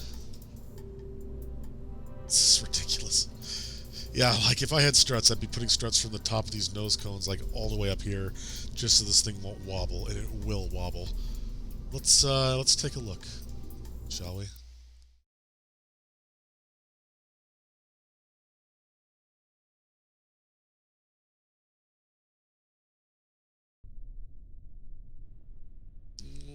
Boy.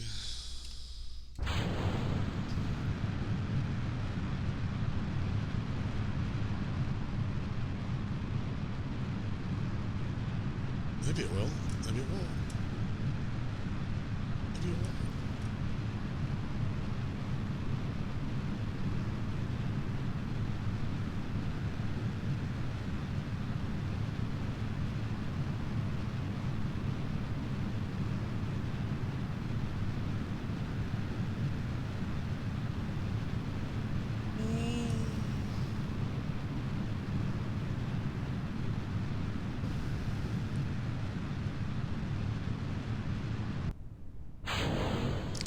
That was close. Also going in the wrong direction. I would really love to tilt eastward. Eastward. everything you start with is garbage, and it's hard to get more science to get more stuff.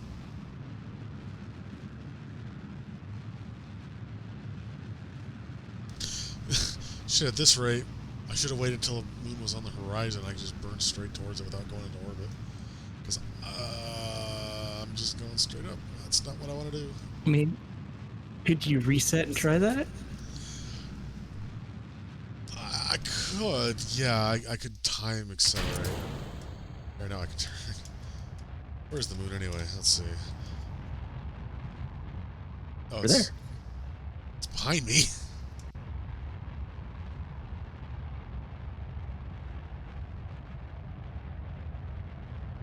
There it is. Let's kill the moon.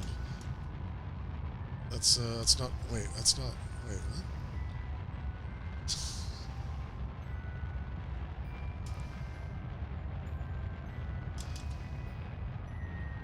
This is harder than it looks. This is not going to work, by the way. I just want to point that out. Oh my god, this is stupid. So reset. Yeah, okay, alright. Revert flight, revert to vehicle assembly.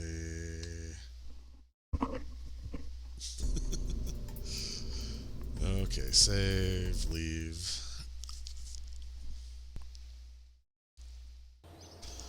Tracking station. Ooh, we can see the other planets now because we upgraded. Or at least we can see the orbits better. Oh, we're getting a tiny little signal from Valentina.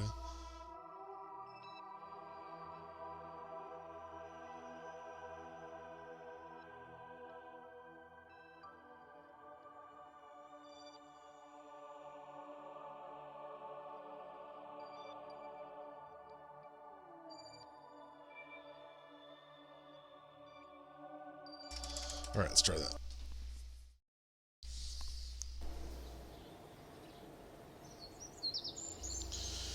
Boop, boop, boop, boop, boop. Oh, I have 2 copies. I don't know why they look the same.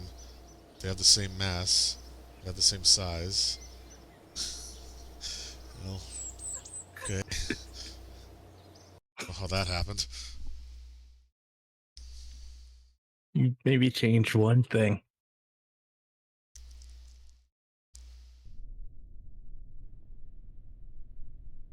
Really like to go east. Really like to go east.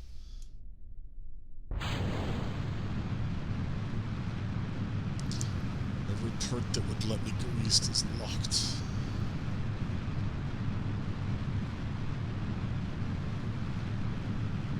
Unless I did something stupid like stick something on the eastward side of the ship that makes it, like, tilt eastwards.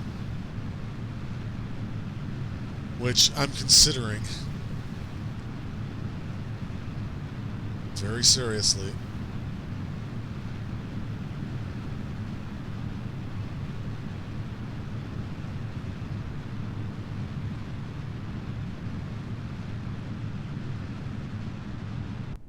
God, that's close. Ugh, scares me every time. Hey, there's our target. Here's our chipping.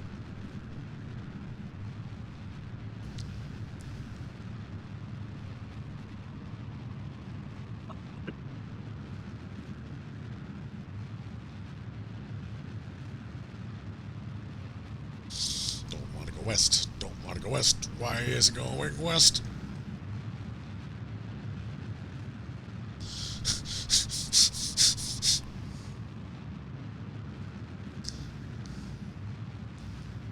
Menu controls, Steam controller. Menu control. Oh.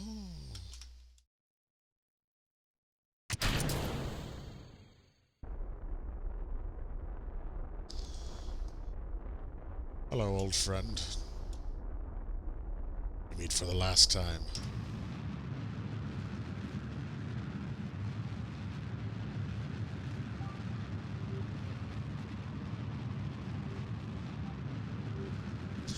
Man, how lucky is it that the moon is 0 degrees of inclination from the equator? How lucky is it that the equator is 0 degrees of inclination from the sun? It's amazing.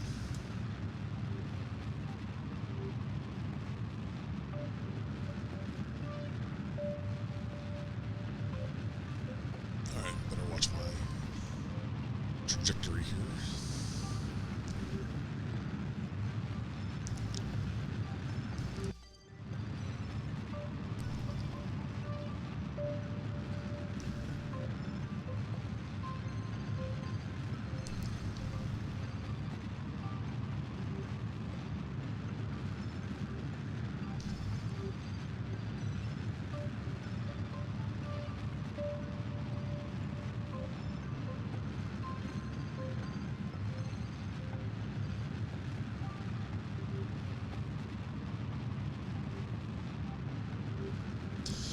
I wonder if there's a mod that adds the Expanse style fusion engines. Yes. Oh, Epstein cool. drives, or I think they call them Jebstein drives. Jebstein drives, of course. I once tried it out. I've seen the mod. I once tried out a really cool faster than light engine mod that worked by like it like moved space around you, in that like when you turned it off, you were still at the same like trajectory you were when you turned it on, but just you were just in a different spot.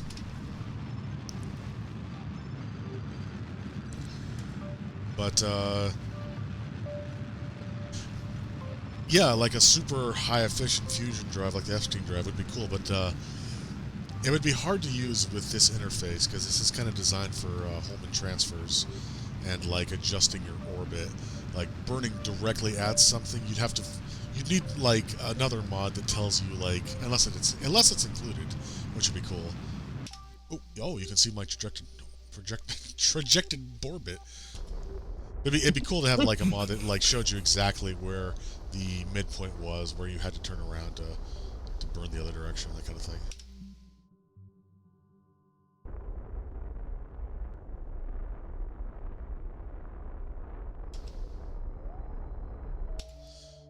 Okay, that's sort of a free return. Not that we need it. I mean, we're supposedly making a one-way trip, but...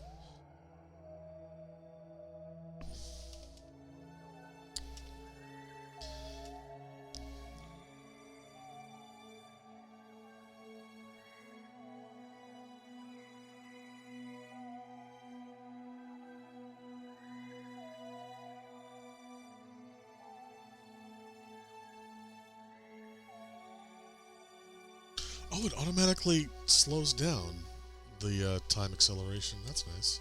Also, I forgot to turn my antenna on.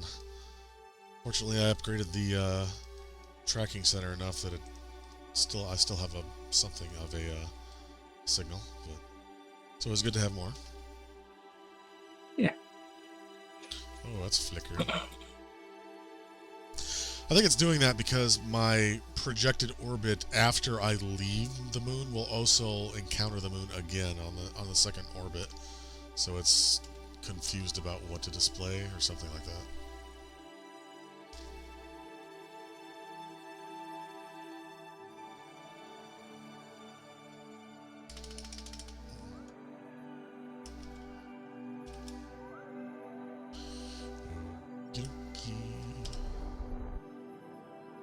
Roll ourselves around, burn the correct direction this time.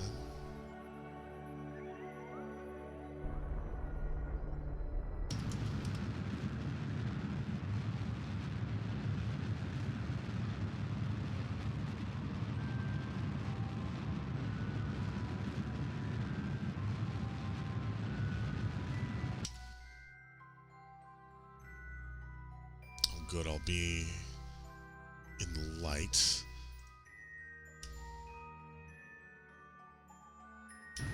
Actually, you know, I'm just going to do this right now and have this stage help me slow down. There we go. Here we go!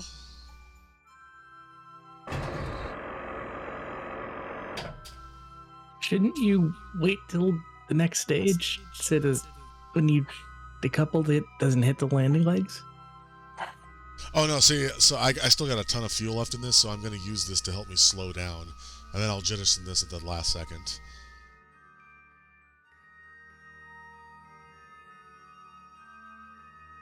assuming it has any fuel left.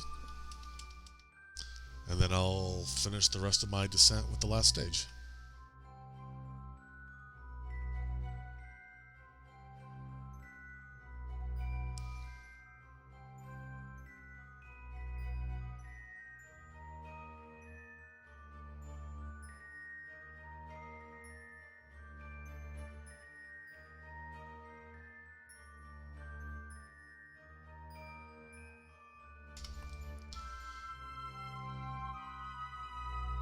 So this is an interesting scenario because the most efficient thing to do would be a suicide burn, which is literally burn full throttle at the last second so that you stop basically as soon as you reach the surface. That is obviously incredibly dangerous. So you kind of have to... What I'm going to do here is I'm going to burn off my horizontal speed first. I switched my speed meter to surface instead of orbit.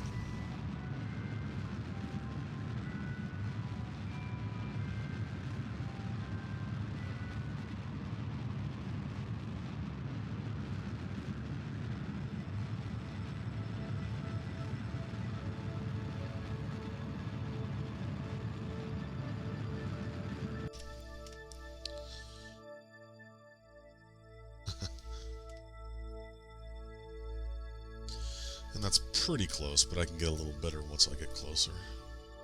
Because I'm still falling. I'm basically trying to get my retrograde marker right at the center here.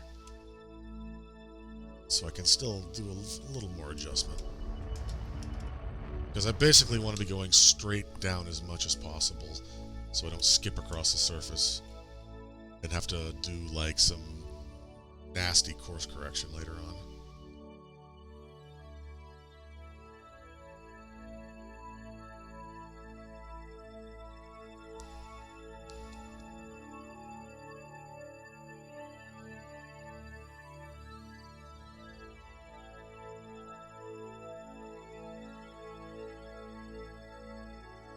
It's usually a good idea to put lights on your ship when you're landing, in case you're like landing in a dark area. That's why I really wanted to land in the light here, so I can see what I'm doing, so I can see my shadow. Oh yeah, there's an actual radar altimeter now. It used to not be. You used to have to go inside the cockpit mode to see the radar altimeter. So yeah, this should be exactly how far I am from the surface. Whee!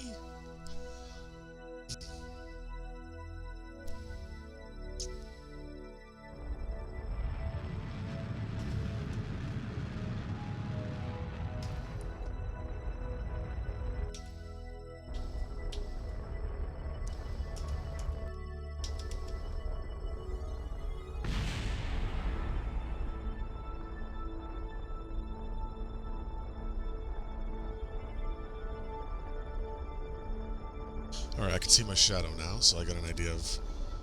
a more visual idea of how far away I am, but I know exactly how far away I am with the radar out here.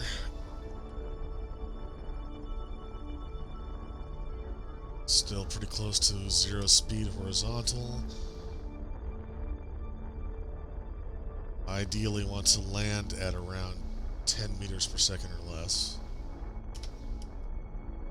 This is where RCS would really come in handy, because I could do lateral movements with that.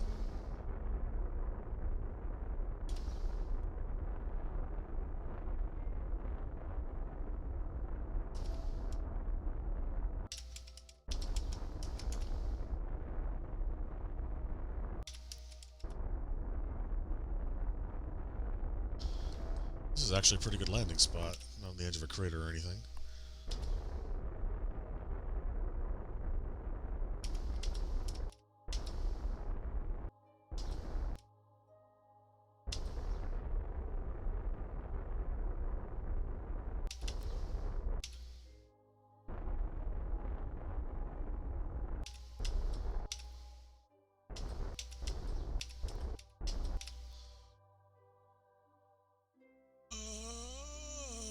Okay. Made it. You landed on the moon. A successful landing. Let's do some science. Let's conduct a materials study. Because I forgot to add it. Oh, look at that. 100. Well, okay. It's 100 science if we bring it back. It's even more if we have a scientist do it. But we'll still get 49 for transmitting.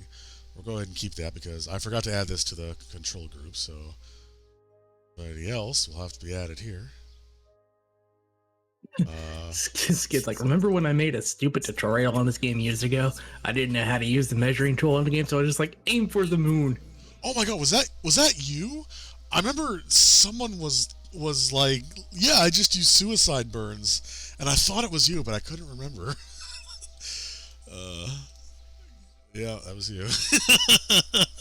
I mean, no, it works if you get it like down to a, well, I mean, it's obviously a science, but if you get it down like exactly, it will save fuel.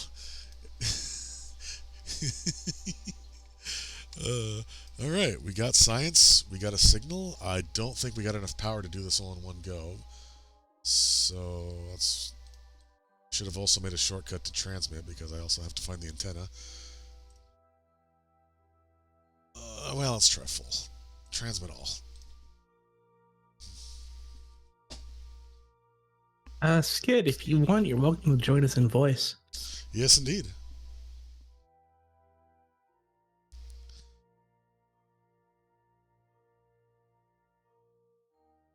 The amount of power a transmission takes depends on how much data was involved. Like, the Science Junior uses a lot more data than, say, like, a temperature reading. And later on we'll get, like, science labs that can do massive amounts of data that takes a lot of power and a lot of time to transmit. But, yeah. We just got a shitload of science. We got at least enough money to cover the whole, well, I guess I reverted, so it didn't count, but yes, we got enough money to counteract everything. So yeah, we can just leave this here now for the end of time. Until, we'll eventually probably get another contract for, like, getting, science from the moon. In which case we can just load this up as long as it's still, you know, running. And, just do a quick, like, temperature reading or something stupid, something easy. Transmit it and we'll fulfill the contract. Easy peasy.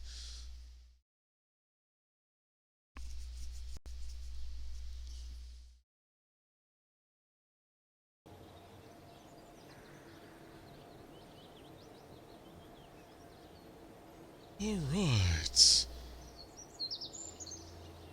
I've got enough that I think I'm comfortable with buying that upgrade. And 159 science. What do I need most? See, these are airplane parts, which I don't really care about.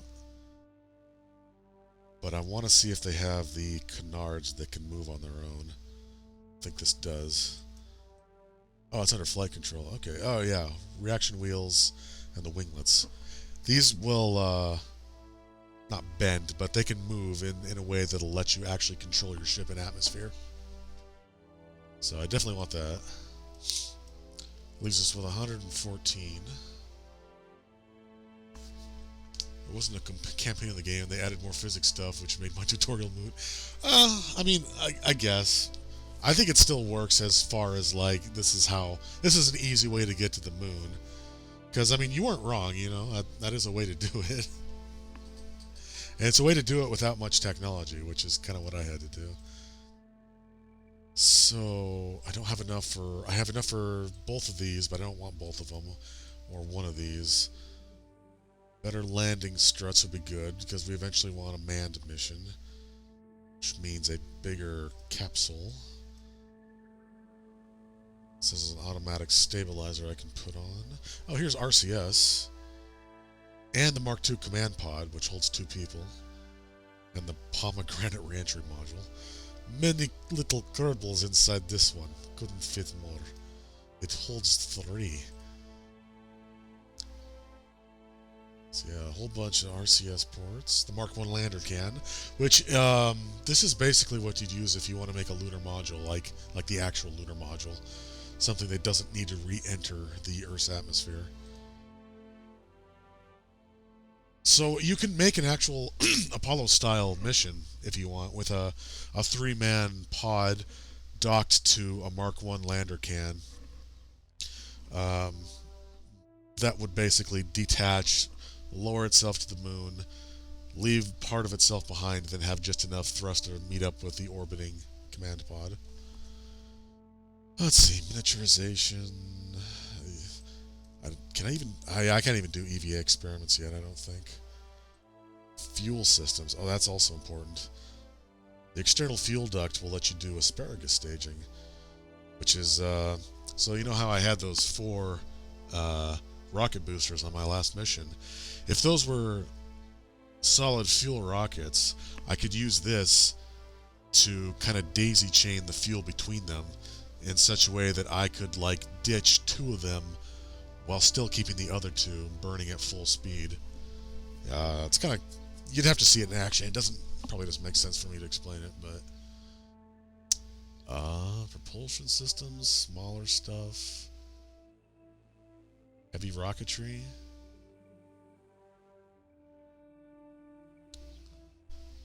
Let's see, that gets into the Rocco Max size stuff, which I don't think we have much of. Oh gosh. I guess I'll go with the advanced flight control and see if we can't have a manned landed mission.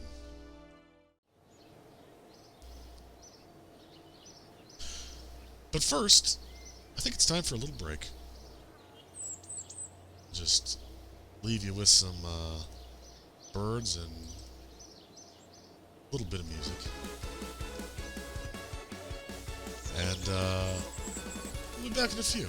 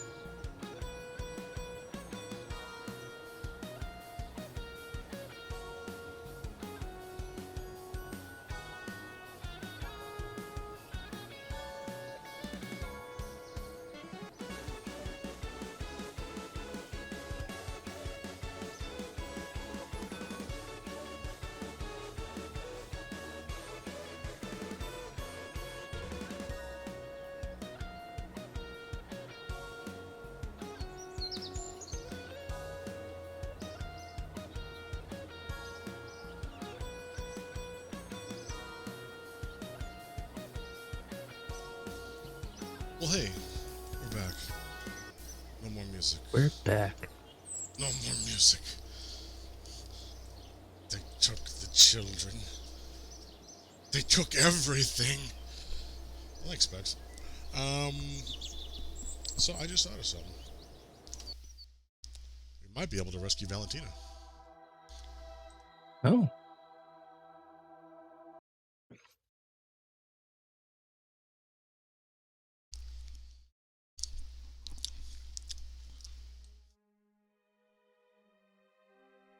Yep. Despite the fact that she left before the technology was researched, she can go EVA now. Which means she can get a report. 12 science. It's nothing to sneeze at. Oh, but first, let's make sure we're at Apoapsis. Apogee. Whatever. Apogee. I'm just going to call it Apogee. I don't care.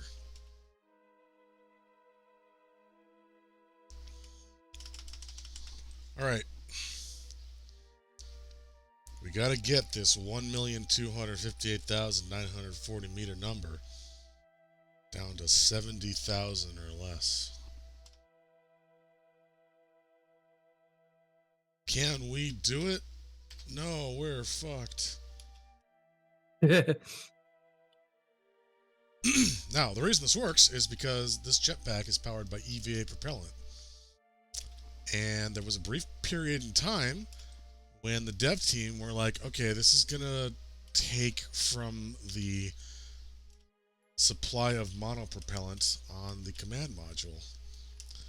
And people got very angry about that. So now it's an infinite resource, or at least it was. I don't know if it still is. It was an infinite resource that like just replenished itself every time you went inside a module.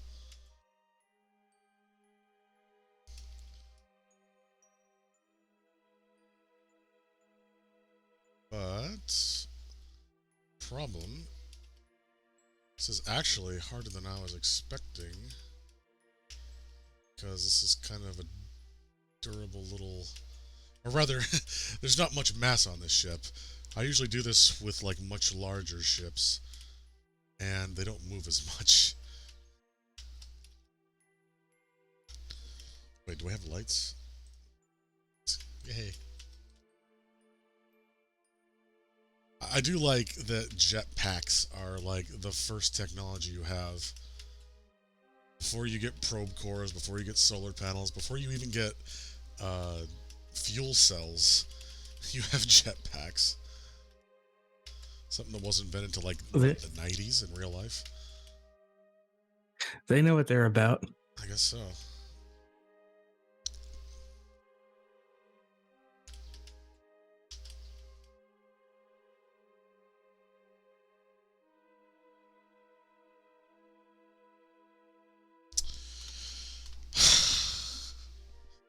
I've been moving prograde instead of retrograde again.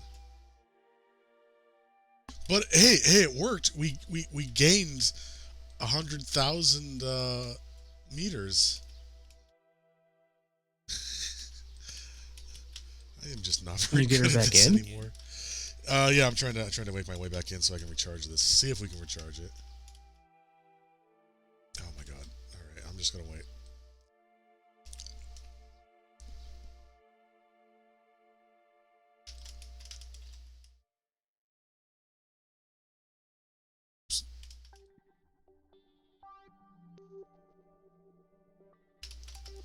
Grab it. Grab it. Come on.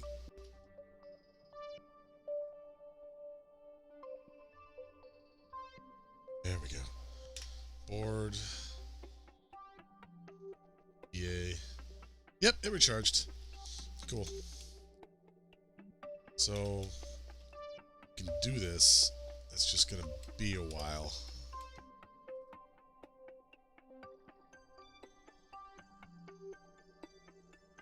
Oh, it's got the wrong flag on it, man. It was before I changed it.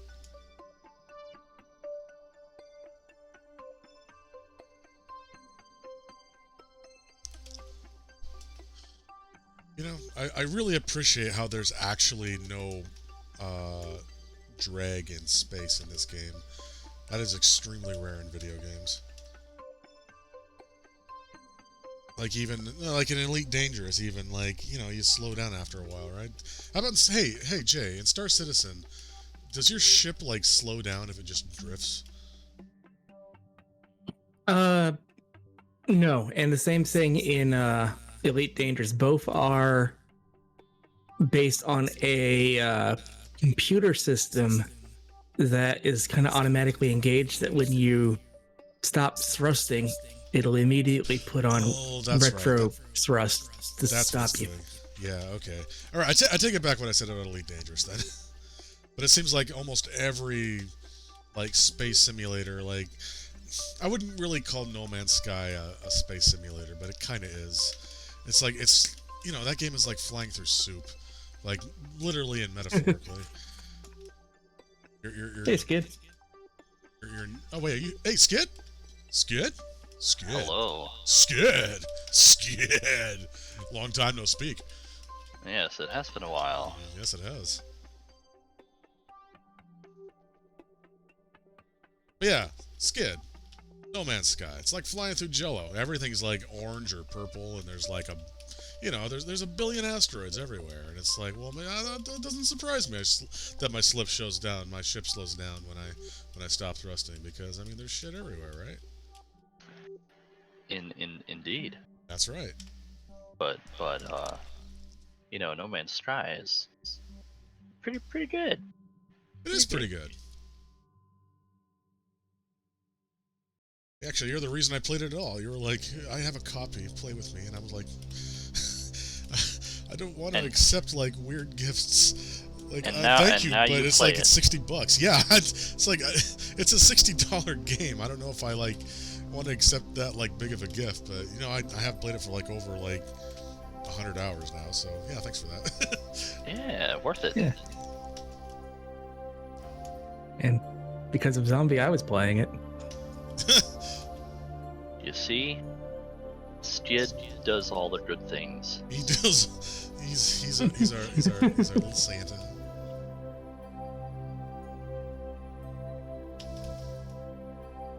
So what have you been doing? What have you been up to recently, Skid? Let me think about that for a second. Mostly work, like webcomic related stuff. But as far as games go, I've been GMing some D&D sessions. Oh, really? Cool. I've been doing that on a little program on Steam called Tailspire, which has been a lot of fun. It adds like a really neat visual element to the games. I'm trying to think of other things. I guess I played the newest Resident Evil Village, which was it was amazing actually. I watched Jay play that. It was good. I loved it. It was good, yeah. I loved it. I loved it more than the 7. 7 was good. I still don't believe that Ethan knew how to pronounce Domitresk. Oh. Well, I mean, I guess if he didn't, then the Duke didn't either. I don't think Ethan ever said her name. Once. He did. And that was once. the first. Yeah, the first time you hear it in game is from him talking to the Duke. Oh. He's like, "Oh, if you want to find your daughter, she's in the lady's private chambers." And he's like, "Lady Domitresk? That's right." And it's like, how the fuck do you know how to pronounce that? No one else does. And then like the part where you sell the bust to Duke, and he's like, "Oh, Lady Domitresk, that waistline, yes." Yeah. It's like the only 2 times.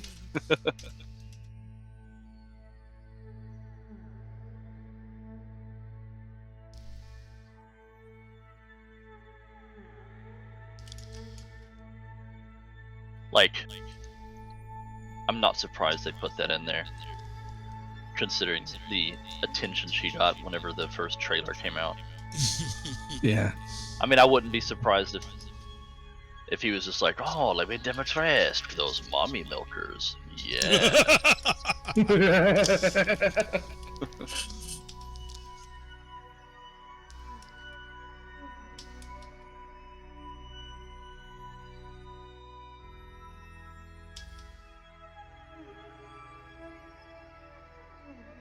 Let's see, other things I've been doing. I guess I've been playing a little bit of Sea of Thieves since the new update. Lots of new stuff on Sea of Thieves. Like what? I last played like maybe a year ago. Yeah, Probably they've with got. you, actually. Oh god, I accidentally loaded up the damn game.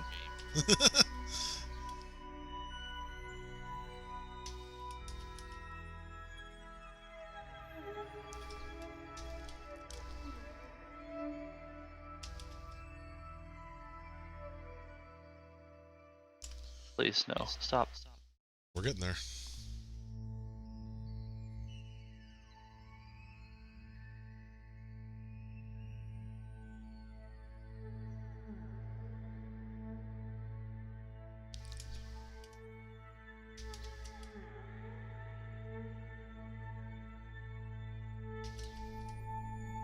Okay, so yeah, Sea of Thieves Season 2 released. And they have like a bunch of new like ship cosmetics and emotes and stuff, of course. But then they have like new missions and new story related things you can do, quests and voyages. Probably the most exciting event is the ship battles with Captain Flameheart's fleet. Flameheart. Yeah, those are fun.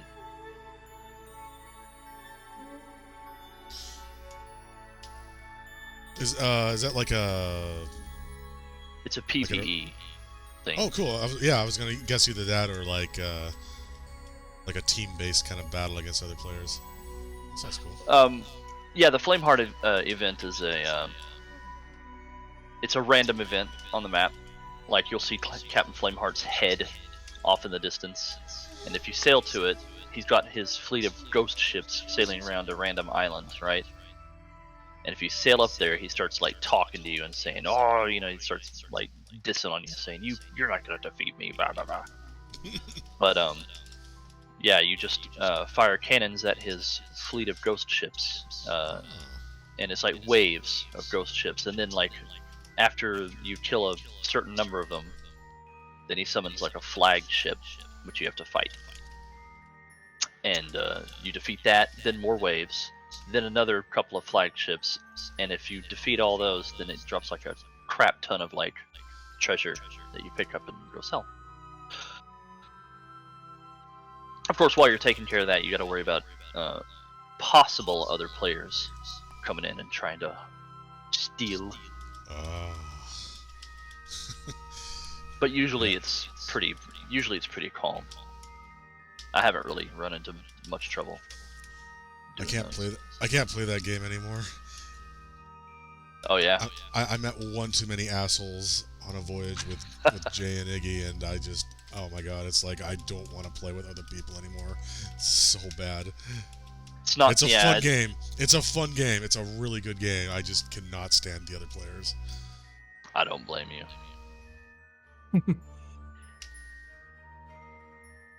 I need a break once in a while from it.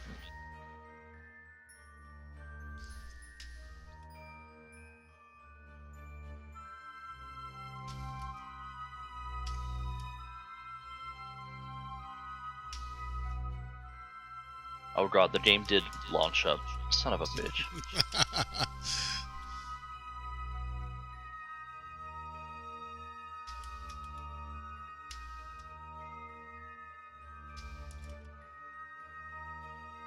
No, stop spinning.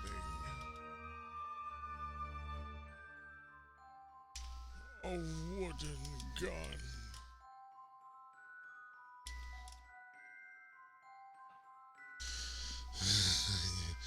Alright, unfortunately this is actually I think it's... No, will it take longer now? I forget if it's going to take longer or shorter the closer I get, because of the weird way physics work.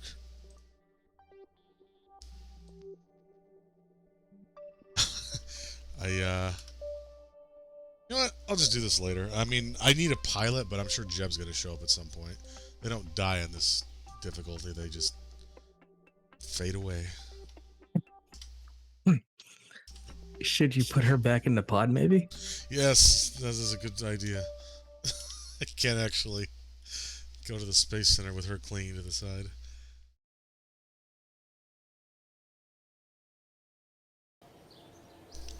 Actually, another game I've been playing is Super Animal Royale. It seems to be getting a lot of traction lately. Yep. It's pretty fun. Free to play.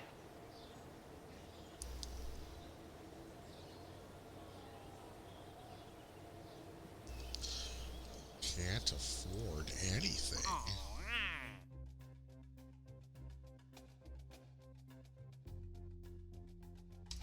Oh, Minmus. Minmus. I forgot about Minmus. We could totally do a flyby at Minmus. It's only like another extra 100 meters per second.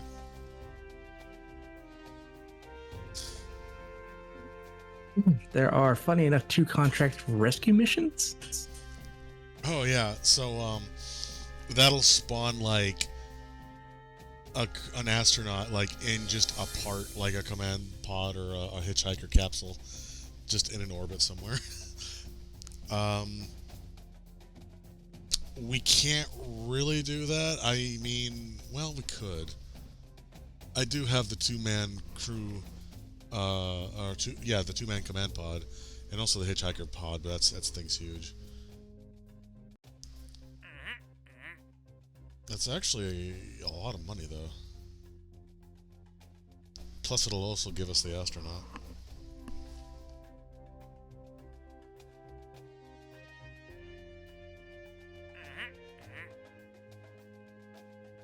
We've got 5 years to save this man. Can we do it?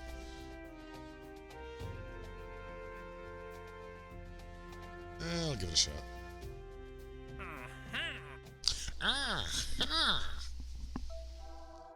Oh, shit. Epic Games is giving away Control for free. Oh.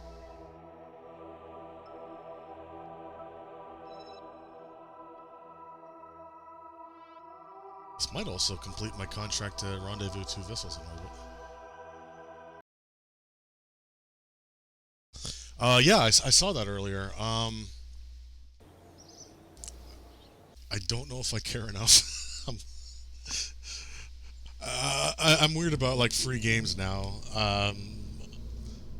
Like especially with Epic. I mean, you could just add hundreds of free games, and it's like, oh my god, I'm never gonna play like 90% of these. I don't want to have them just sitting there. I know they're not taking up space. I know they don't cost money, but it just bugs me for some reason. I'm semi-interested, if just for the fact that I only just recently learned that Control is in the same universe as Alan Wake. Yeah. Mm-hmm. So I'm interested to see what becomes of that, I guess. I don't know. Yeah.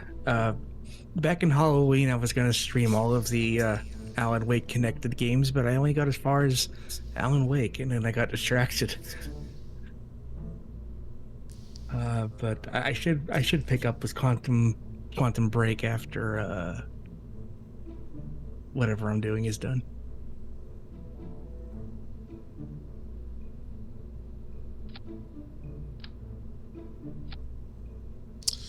I can just have a probe core and an empty command pod. That is a thing that will work.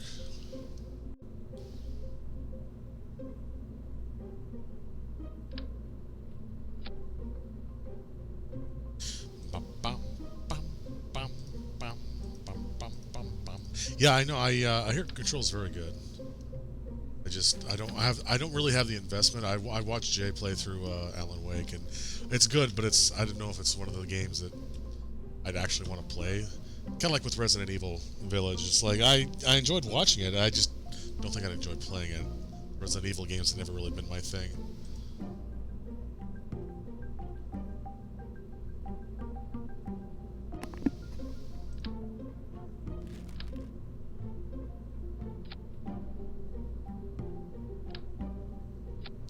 Yeah, I guess I should title this Rescue Mission.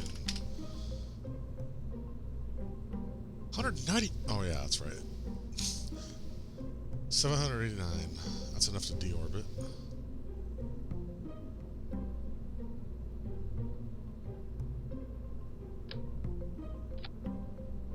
What else was in the Alan Wake universe aside from Alan Wake and Control? Were there others, or just those two? Technically, it was Alan Wake and then Alan Wake's American Nightmare, Yeah. which I probably should stream too. And then Quantum Break has some tangential connection to it. And then I think there was one more, and then Control, and then specifically the Alan Wake expansion for Control. Technically Max Payne, maybe? Really? Maybe. Huh. How does that tie in? I forget. I know you mentioned it before, but I forget exactly.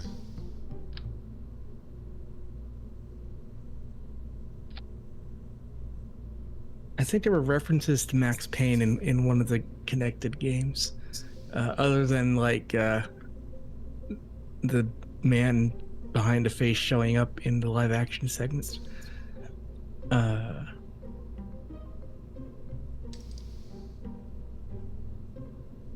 Technically Death Rally is too. Death Rally? It's another Remedy game. It's a weird top-down racer. Still think Max Payne 2 was my favorite. I'll agree on that, yeah. I remember being so impressed with how high-res the textures were. I remember sending you screenshots of it. Yep. I was like, check out this awesome game, look at the high graphics.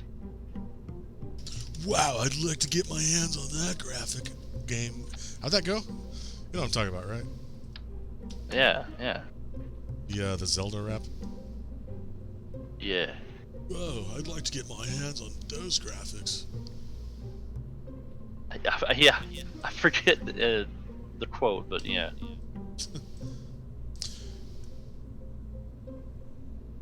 It's the Legends of Zelda. It's really rad. Those creatures from Ganon are really bad. Yeah.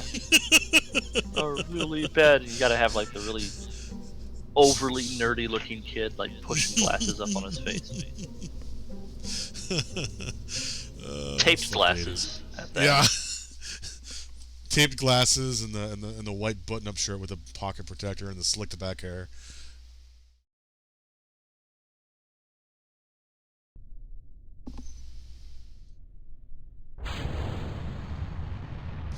Oh, wait a minute. Revert to launch. Oh, no, actually, I gotta revert altogether, because somebody snuck aboard the command pod that was supposed to be empty. You fools. Oh.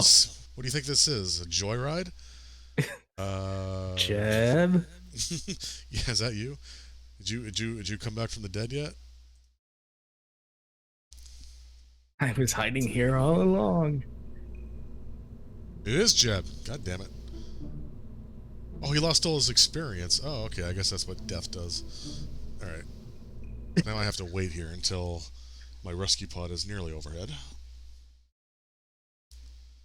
And he just wakes up somewhere with amnesia. Yeah. Jeb, you died in a crash 3 days ago. That was fun.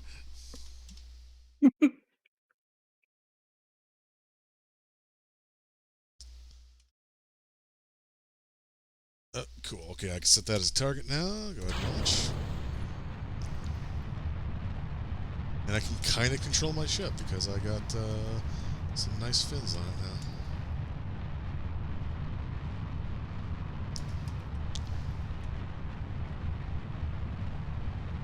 So I'm still drifting.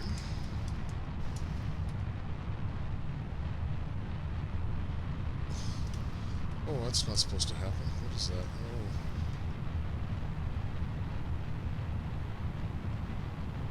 Also not supposed to be tilting this much this early on, but whatever.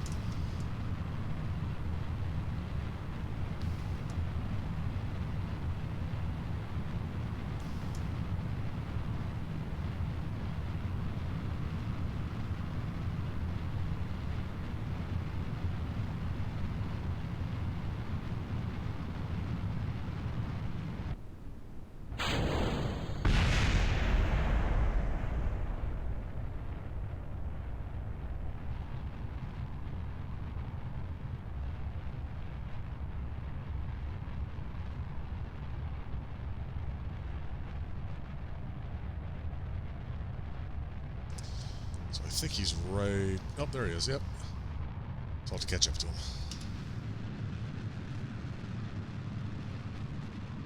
So basically what I'm going to be doing is I'm going to enter an orbit, since I actually kind of fucked this up. I needed him to be, like, behind me, but I can still make this work, I think.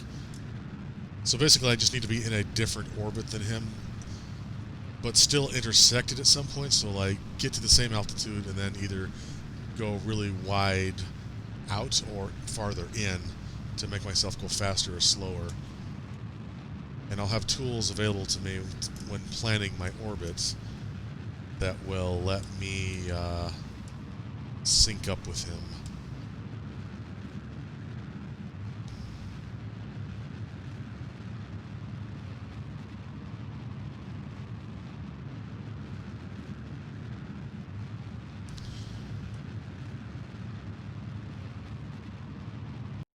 Alright, I am totally messing up here.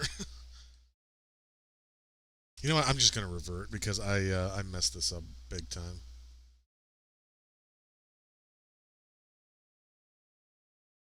Should have been watching the map view.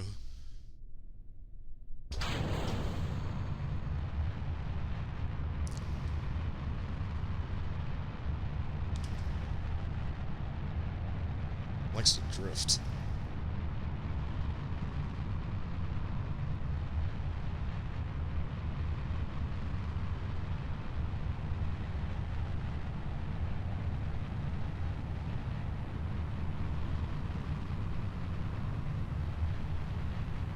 A little speck right there. See that? Little speck. Right there. Right there. Nice speck.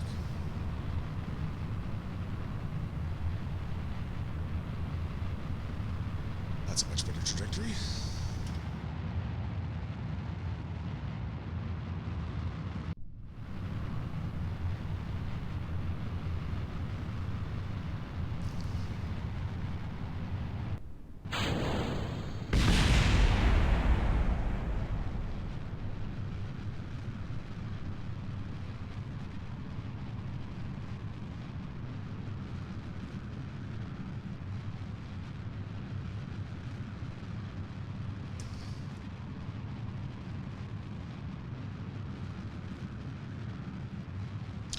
Purple target or pink target, I guess, that I'm kind of aiming for is the opposite of where my target is. So that means he's right behind me, but not within view yet.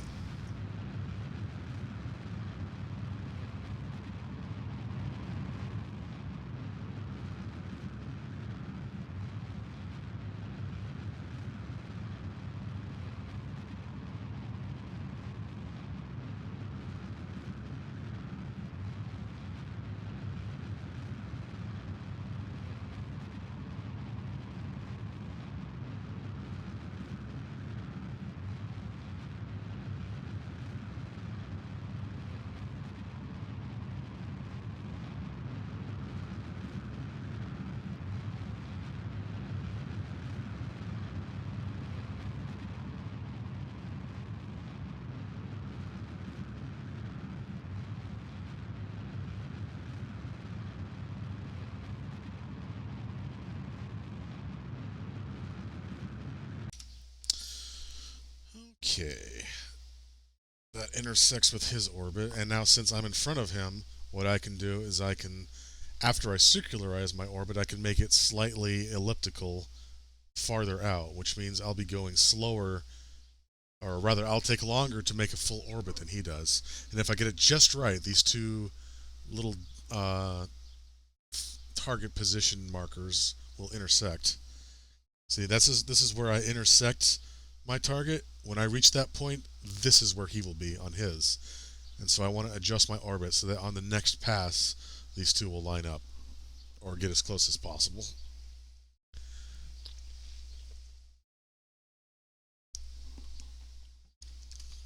Yeah, he's in a very low orbit. He's only at 78k. So I can't really go too much faster than him without jumping into the atmosphere.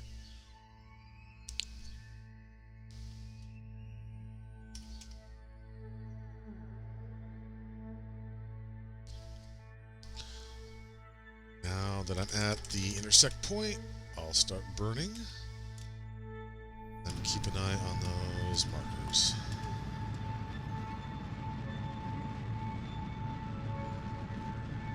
Actually, I should have planned this ahead of time. I can do that now. Alright, there is the next pass marker. It's going to burn slowly.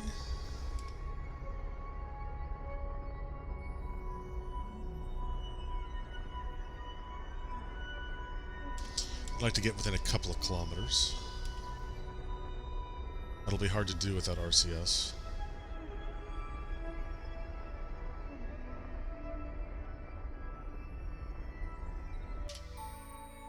Hey. Yeah, 1.7. Cool. I apologize. For what? I had to take it like a ninja AFK there. Oh, it's okay. Oh. My son was wanting to show me something, and he's 6 years old, and he built a McDonald's in Minecraft. Oh, that's cool. He's like, look at this. I'm like, what is it? McDonald's. I'm like, are you serious?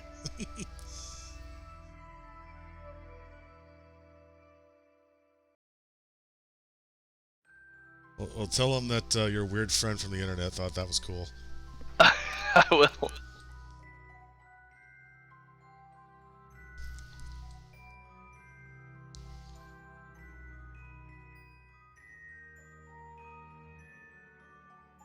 Okay, now... Oh, go ahead. No, you go ahead. So I'm not perfectly aligned here, so I've got actually two intersections. I'll intersect them here with a distance of 7 kilometers. I'll go out farther and then intersect them again, and at that point we'll be at our closest approach. Oh. All you gotta do, ZC, is wait until the moon is on the horizon and then just start, thrusting prograde. You're not wrong.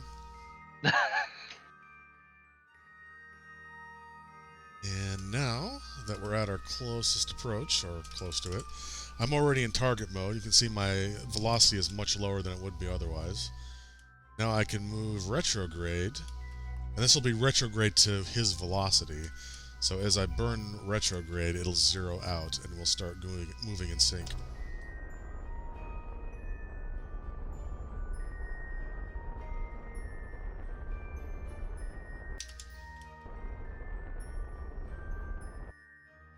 There we go. Now I just need to find him. Should be within visual distance. Alright, that's the opposite of where he is, so he should be... Oh, there he is. 1.5 kilometers away. Alright.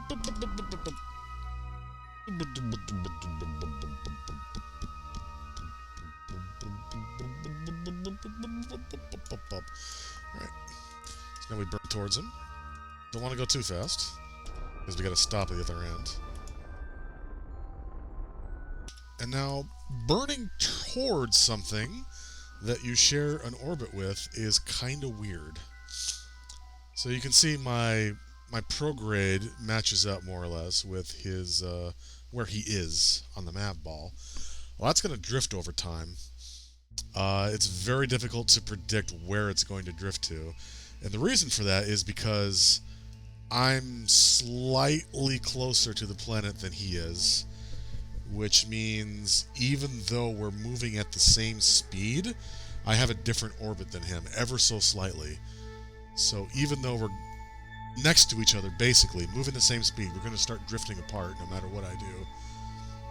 And that's why you need docking ports. You can't just like pull up next to somebody. Your orbit is going to be just different enough, even at like a few meters, that you're going to start drifting away very, very slowly.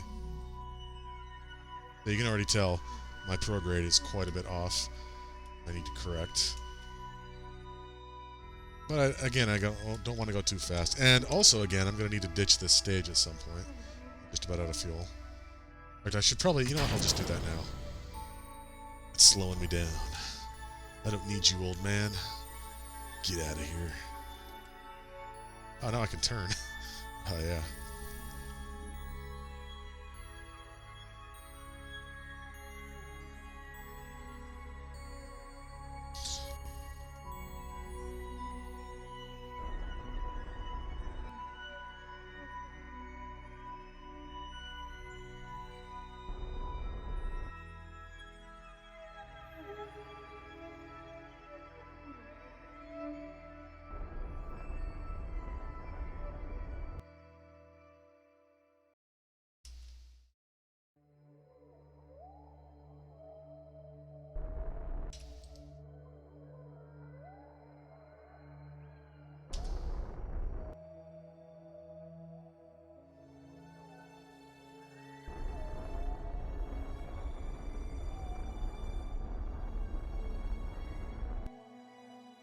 There we go. Now we can switch over to him. It's literally just a capsule. I don't know how we got up here. Oh, excuse me, she.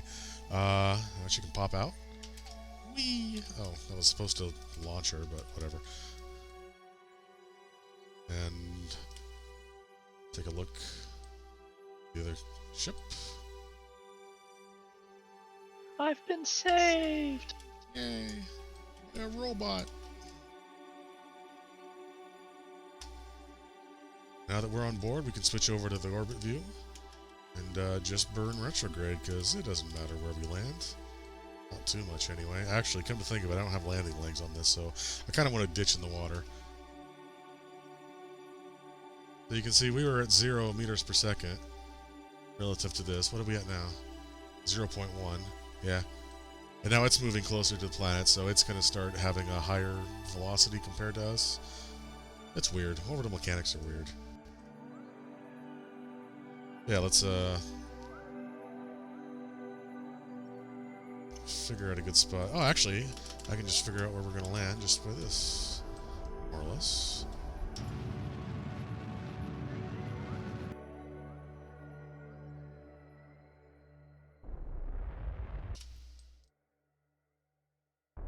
So I think it was... I've heard it said that, like, the point at which you reach, like, 15 kilometers up, that's basically where you're going to land.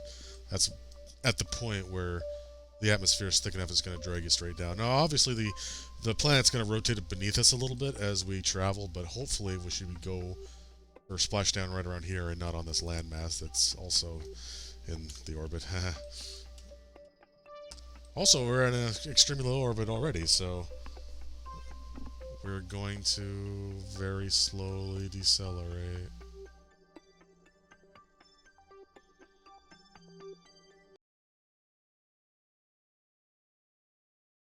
Better ditch this. Oh, did I do it again? Oh my god, I did it again. Okay, it's fine. We don't need the heat shield because we're only in low orbit. We're not going that fast. It's okay. I forgot to put a decoupler on again. It's fine. It's fine. We're fine. This is a nice, slow re-entry. We don't need a heat shield. Nice and slow. Did I click disarm on that? Yeah, I did. Okay, good.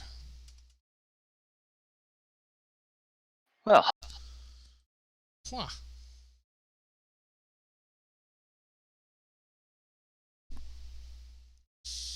Can't believe your he's son's very 6 excited. already.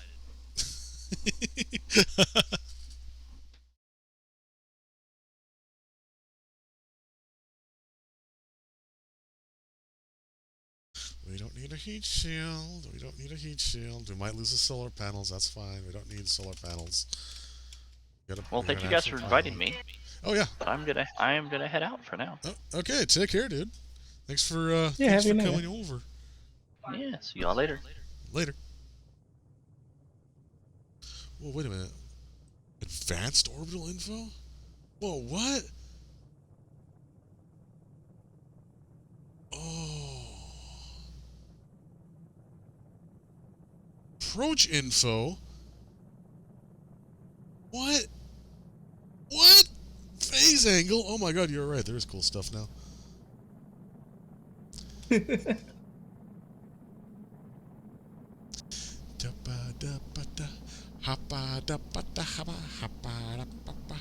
Might lose the probe core. That's really bad, cause that's where the parachute is. Boop, boop, boop, boop, boop, boop, boop, boop, boop, boop, boop.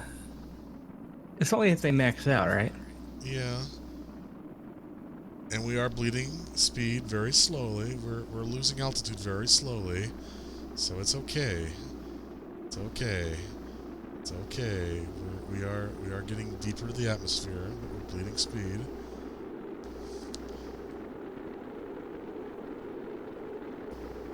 Keep myself pointed buttward forward.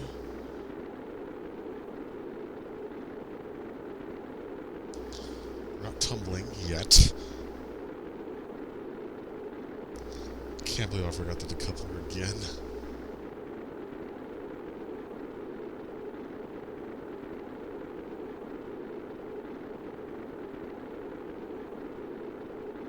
Alright, we're losing speed, losing speed, losing speed.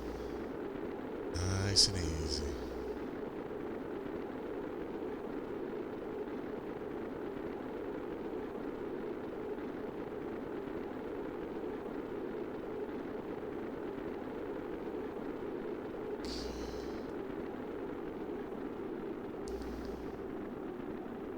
There we go.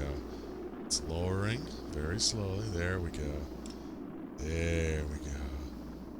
Yeah. I shouldn't have done that. That was scary.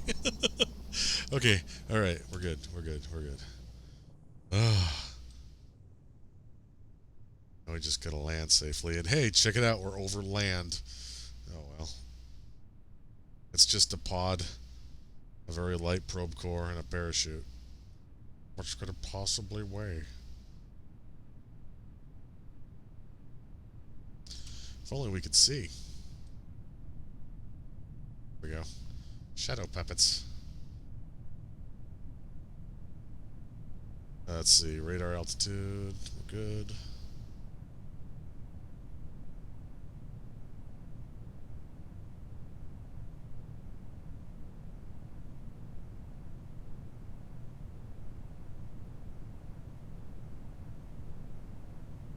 Oh, she's a scientist.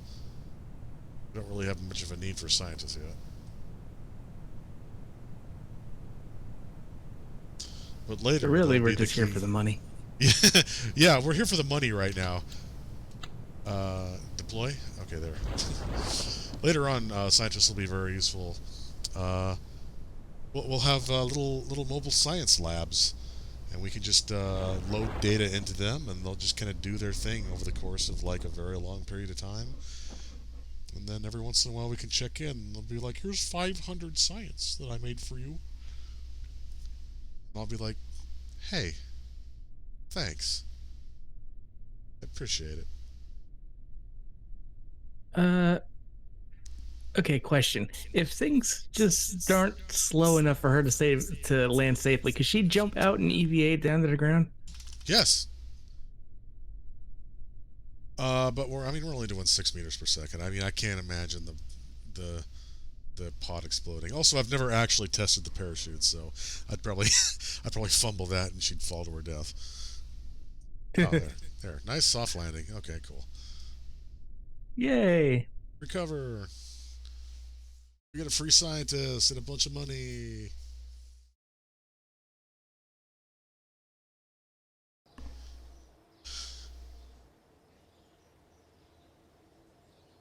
Once it loads, yay. Little data. Science. Parts. A crew member. Hey, our first level 1 scientist. I don't know what that means. Let's find out. Scientists can boost the value of data from science experiments. 5%. Oh, they can. Oh, yes, of course. They can also reset experiments. So the goo experiment, the Science Junior, they can only be used once because it's basically like you're exposing materials to, you know, the vacuum of space or whatever. But scientists can reset those, so you can use them multiple times. Yeah, they can run experiments on EVA, I guess, now, which is new to me. I'll have to test that later. Yeah, we got one now. She's more effective than Bob Dirt here, or Bob for that matter. We got a lot of scientists. We don't have many engineers or pilots. Valentina's still up there. We'll have to deal with that later. But yeah, we landed on the moon.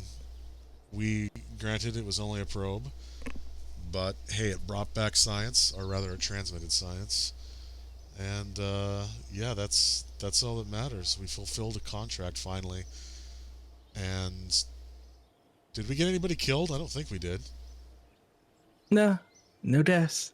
Not today. No deaths. No, we've lost. We lost a few robot compatriots, but I mean they're expendable. They're cheap. So in the end, I'd call this a success. I mean, we still have one lost in orbit, but you know we can fix that eventually. It just takes time. Just takes time. Yeah, we know where she is. We know she is. Just can't get her back. But yeah, I think that's gonna be it for us tonight. That's a good 3 hours. So leave you with some outro music.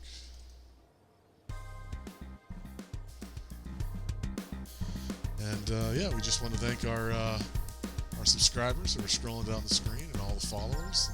And thank you all for watching. Just God damn it, thank you. You've done more than you know. You can follow us on Twitch. I mean, you already follow us on Twitch.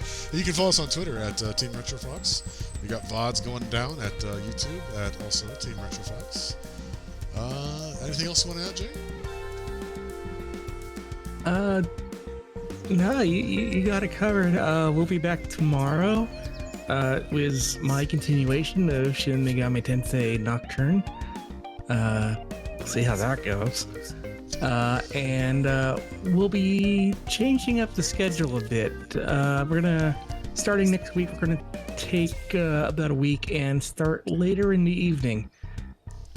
See how that goes, because we seem to be in competition with our friends, meaning we're not really in a position to help each other out as much. So we're gonna stagger things a bit. And oh yeah, a raid. Let's go say hi to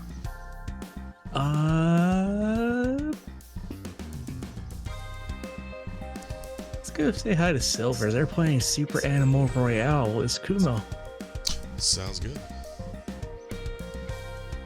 See you tomorrow, everybody. Stay safe. Have fun. Take care. Try not to kill anyone. Yeah.